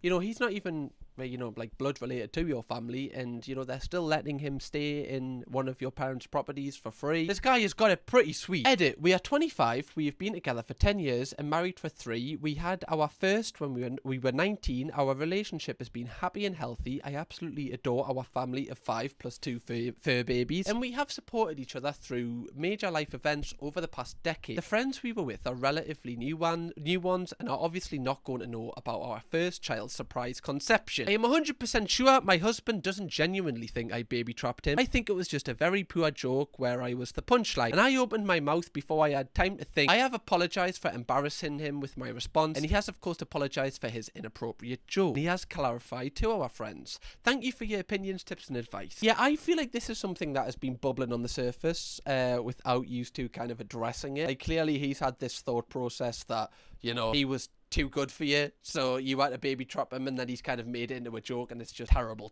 joke. But also, you've definitely had on your mind that you've kind of babied this guy as well a little bit by taking care of him, because for you to just straight away come out with all of this must have been, like, on your mind at one point. It just seems like a little bit of a toxic vibe here. Like, you are both trying to embarrass each other in front of, like, friends. Like, you know, this is definitely a strange one. I feel like that's why they've put the edit saying that they're really happy and they're not a toxic relationship, because I imagine the comments are saying this. Like, there's loads of good responses people have put here. Like, someone said, if anything, he trapped you. OP needs to give him a pat on the ass and tell him, if nothing else, at least you're pretty. Like, obviously, like, things like that would have been dead funny to say, but I don't necessarily think. I just think they've both kind of reacted badly here, and they seem like they've, you know, patched it up. I don't think it makes either of you an arsehole. I just think you have weird crap. I don't think I'd want to go on a double date with you two. Am I the a-hole for asking my girlfriend to dress more sensibly on a walk? Ooh. My girlfriend and I, both 30, go on this trail by the river sometime. It is about an hour each way, and most people are in casual or sporty clothes. The first few times we did it, she wore a maxi skirt and high heels, and I felt like it was really out of place. I told her after the last time that next time she should dress more sensibly. She claimed it was fine, but it is really out of place, and even if she won't admit it, she definitely struggles, particularly at the end of the trail where it is not paved. Everyone looks at her, and she even gets a few comments, especially about out the shoes. So I wonder if she does it for the attention. We went again recently and she showed up in the same type of outfit, long skirt, heels, clicking on the ground, makeup done like we were going to dinner instead of a walk. I felt embarrassed walking next to her because everyone else was in athletic clothes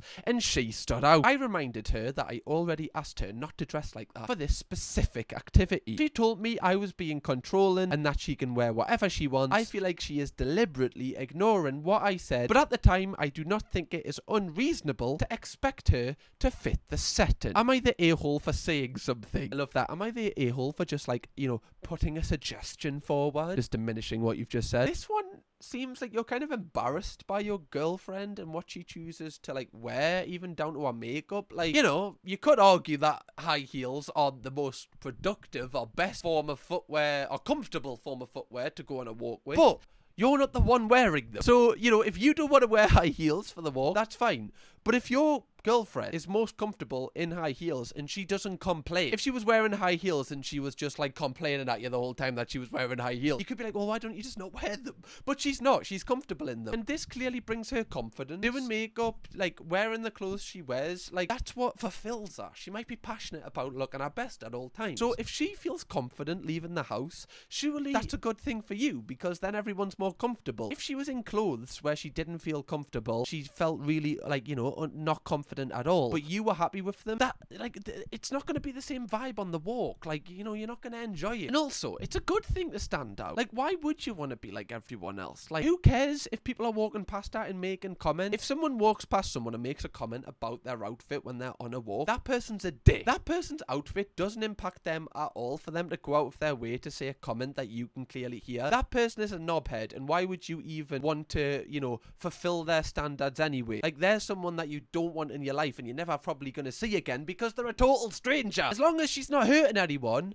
and she's doing it for herself, why does it matter what anybody else cares? And surely you should be kind of, you know, what's the word, like supportive of this. He actually did say I felt embarrassed walking next to her because everyone else was in athletic clothes and she stood out. Like, you actually said you felt embarrassed being next to your girlfriend. Can you imagine how that would make her feel? She doesn't say she feels embarrassed when, you know, you've got your full, I don't know, like Paramore walking on. She doesn't tell you what to wear. She just goes, if he's comfortable, I'm fine. So why can't you just be the same? I don't really understand it. I don't even know what like fit the setting means anyway. Like, me and Chloe go on holiday to the lakes, and that is like a place that is made for walking. Everyone very much like wears walking clothes. But if one time Chloe was like, you know, I'm just gonna wear, I don't know, like a maxi dress or heels or whatever, I'd be like, yeah, go for it.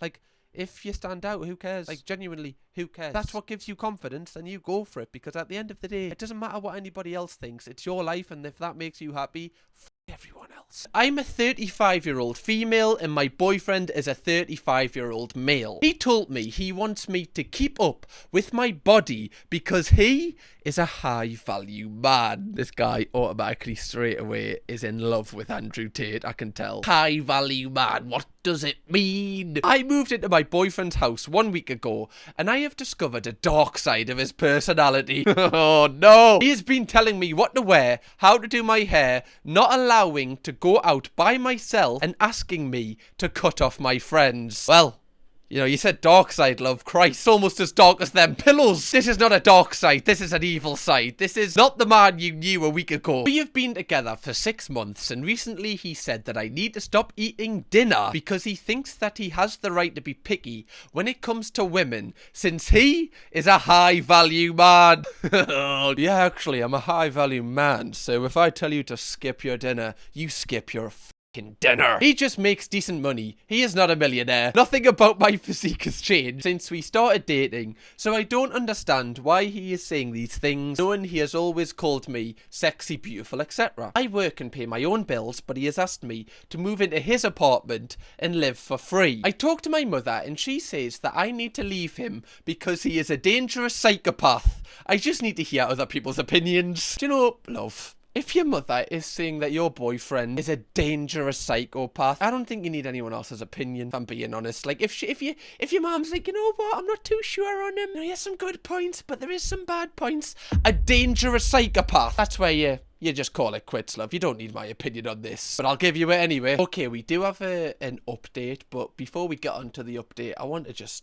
just break this down. First off, like, he has no right to tell you to do any of these things. He has no right to tell you what to wear, how to do your hair. He has no right to tell you to cut off your friends. Like, even if this guy was a millionaire, like, you're saying he's not a high value man because he's not a millionaire. Even if he was, he has no right to tell you to do this. Even if he was a billionaire. Doesn't matter how much money this guy has, doesn't matter what his job is, how many followers he has no power over these things that you have said he has power over. You are your own woman and you stand on your own 2 feet and you don't need this man. It would be the exact same thing if a woman was doing it to a man, okay? You don't let anyone treat you like this. Also, anyone that calls themselves a high value man is probably not a high value man. Like, an actual high value man doesn't need to tell you that he's a high value man. He just shows you that he is. This just screams insecurity to me, and just like, it seems like he might be insecure that other men might be looking at you, or like he might have been cheated on in the past and he's bringing this kind of insecurity into this relationship. This is just a really insecure bloke, and your mom has summed it up where she said he's a dangerous psychopath. I think that's all you need to know. It's almost like because he's invited you to live with him and he's not charging you anything, he almost feels like he's got ownership over you, when in reality, like, that's just not how it works. Like, because then you're not going to feel like it's actually your apartment. You're going to feel like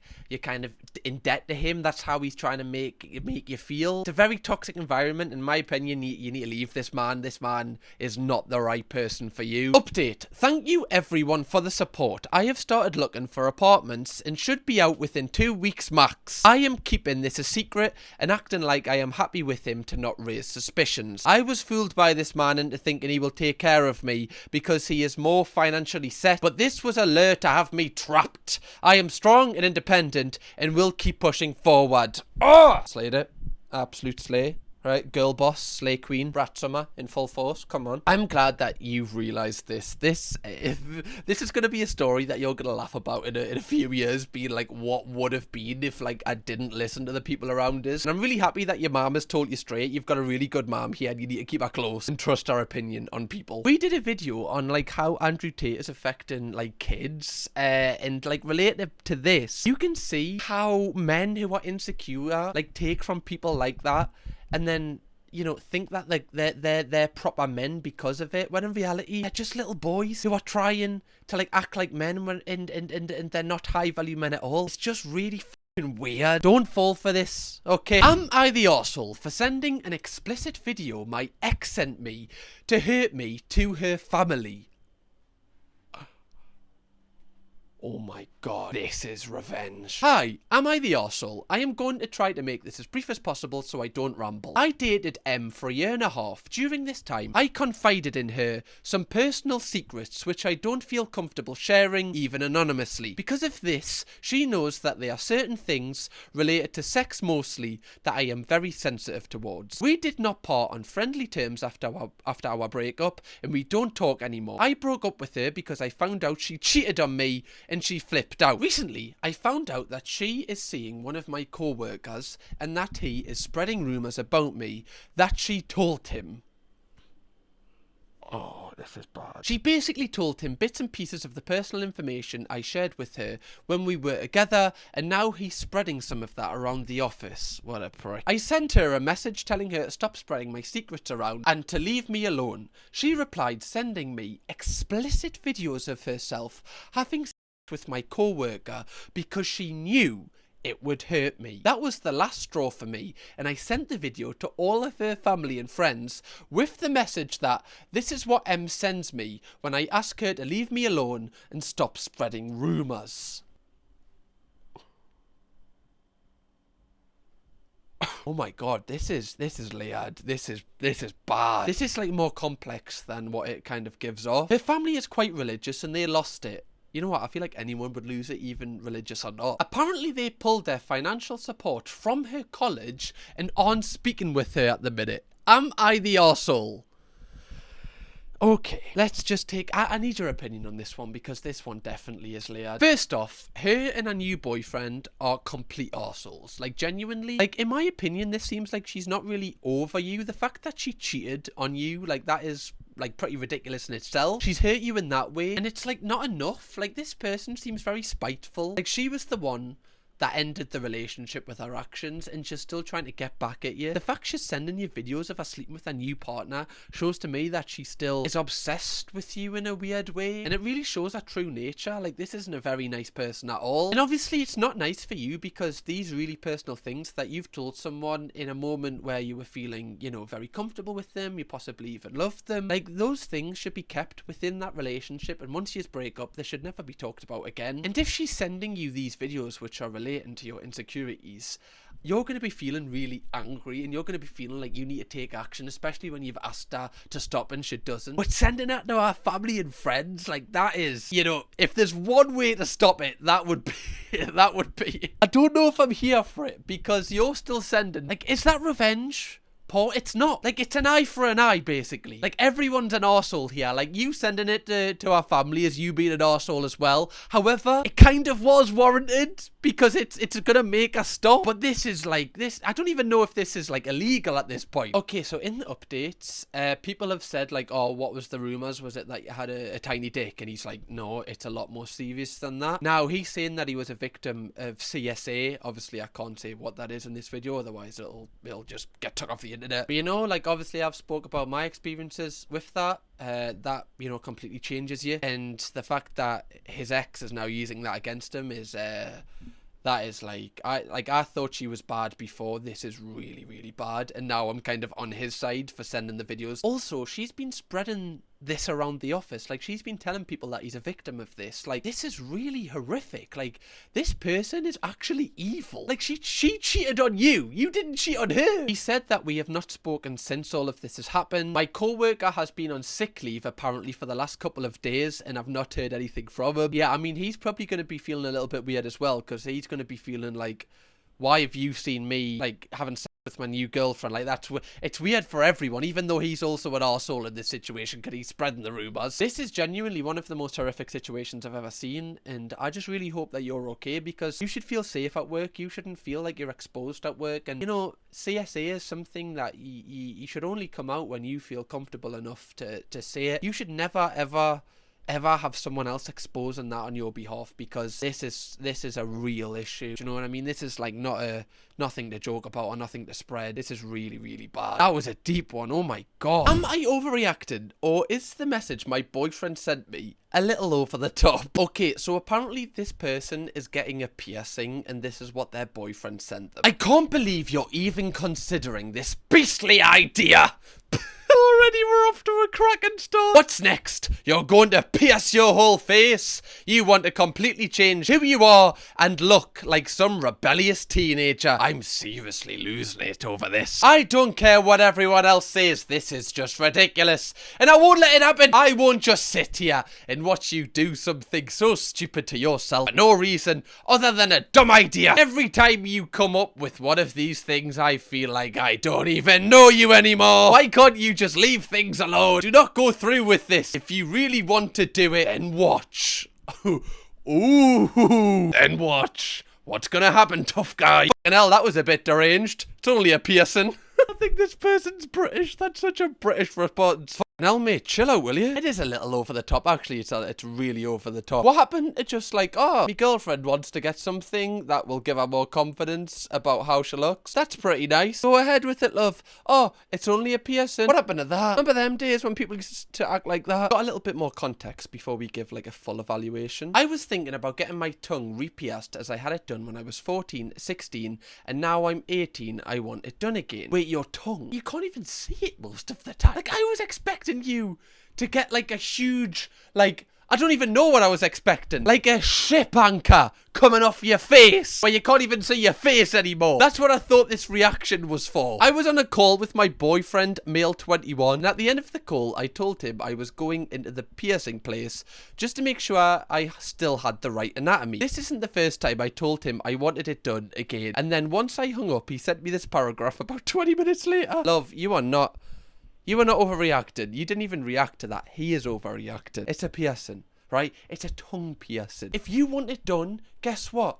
It's your body. You get it done. You know, the only person that is with your body until the day it dies is you. So if you want to do something to it, you do it. because it's your choice, okay? Like, if you getting a tongue piercing makes him less attracted to you, then was he ever really attracted to you in the first place? Because not only is he never gonna see it unless you're like walking around with your tongue out, surely he'd just be happy that you're happy. The fact you've had it before as well, like, it's honestly just baffling. Am I the arsehole for refusing to let Karen neighbour use my pool after she demanded I follow her pool rules? This is so petty. This is what we've needed. A little pick-me-up. So I, 34 male, live in a suburban neighbourhood with a decent-sized backyard and a pool. I've always been friendly with my neighbours, including Karen, mid-40s female, who moved in next door about a year ago. She seemed nice at first, but as time went on, she started to show her true colours. Over the summer, Karen started coming over with her kids,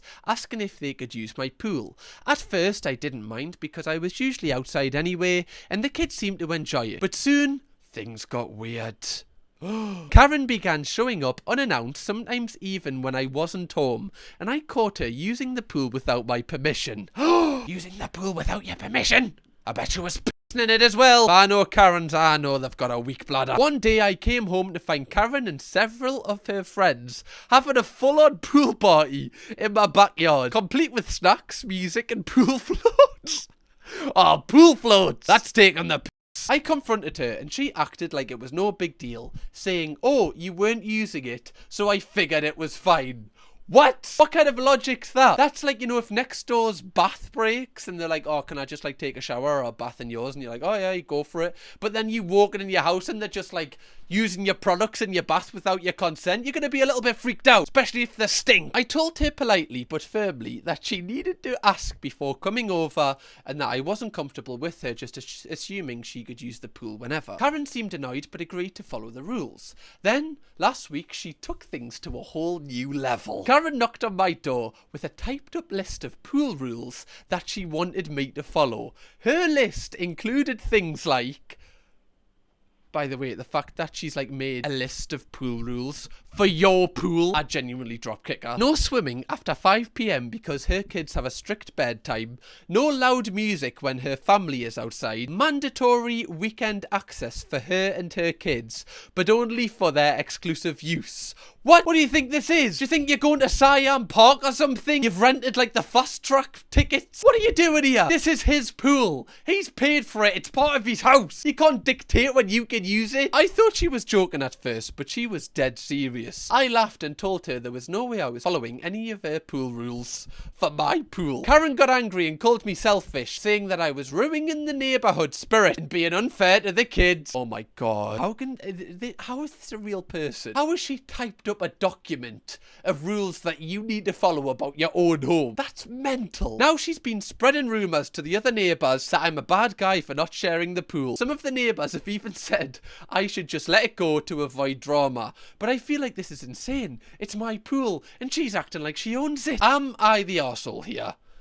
No. Okay, you're not the arsehole. You've went out of your way to be kind to this family who you thought were nice at first, and they've, like, took advantage of your kindness. That's what's happened here. Genuinely, this is like the plot to a really terrible Christmas movie. It reminds us of Christmas with the Cranks. You know, where everyone gets really angry at them just because they want to go on a cruise for one Christmas? Like, as if they're, like, committing a crime for doing that. The whole neighbourhood's asking, like, you're rebelling just because you don't want them using the pool when you're not there.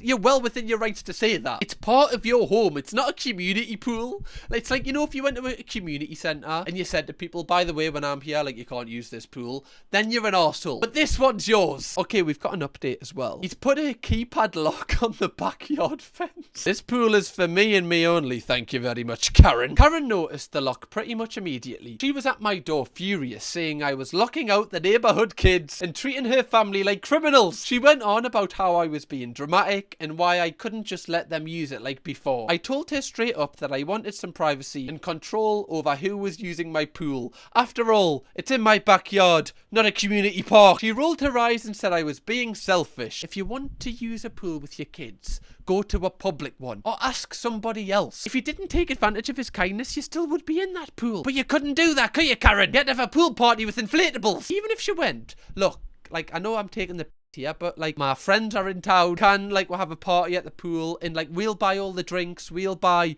all the stuff, and you can literally be a part of it, invite your family, then that's fair enough. But she didn't even invite you. Imagine there being a party in your own home and you're not invited. That is a new law. Somehow that would happen to me in the future if I end up single. Kirkham, baby.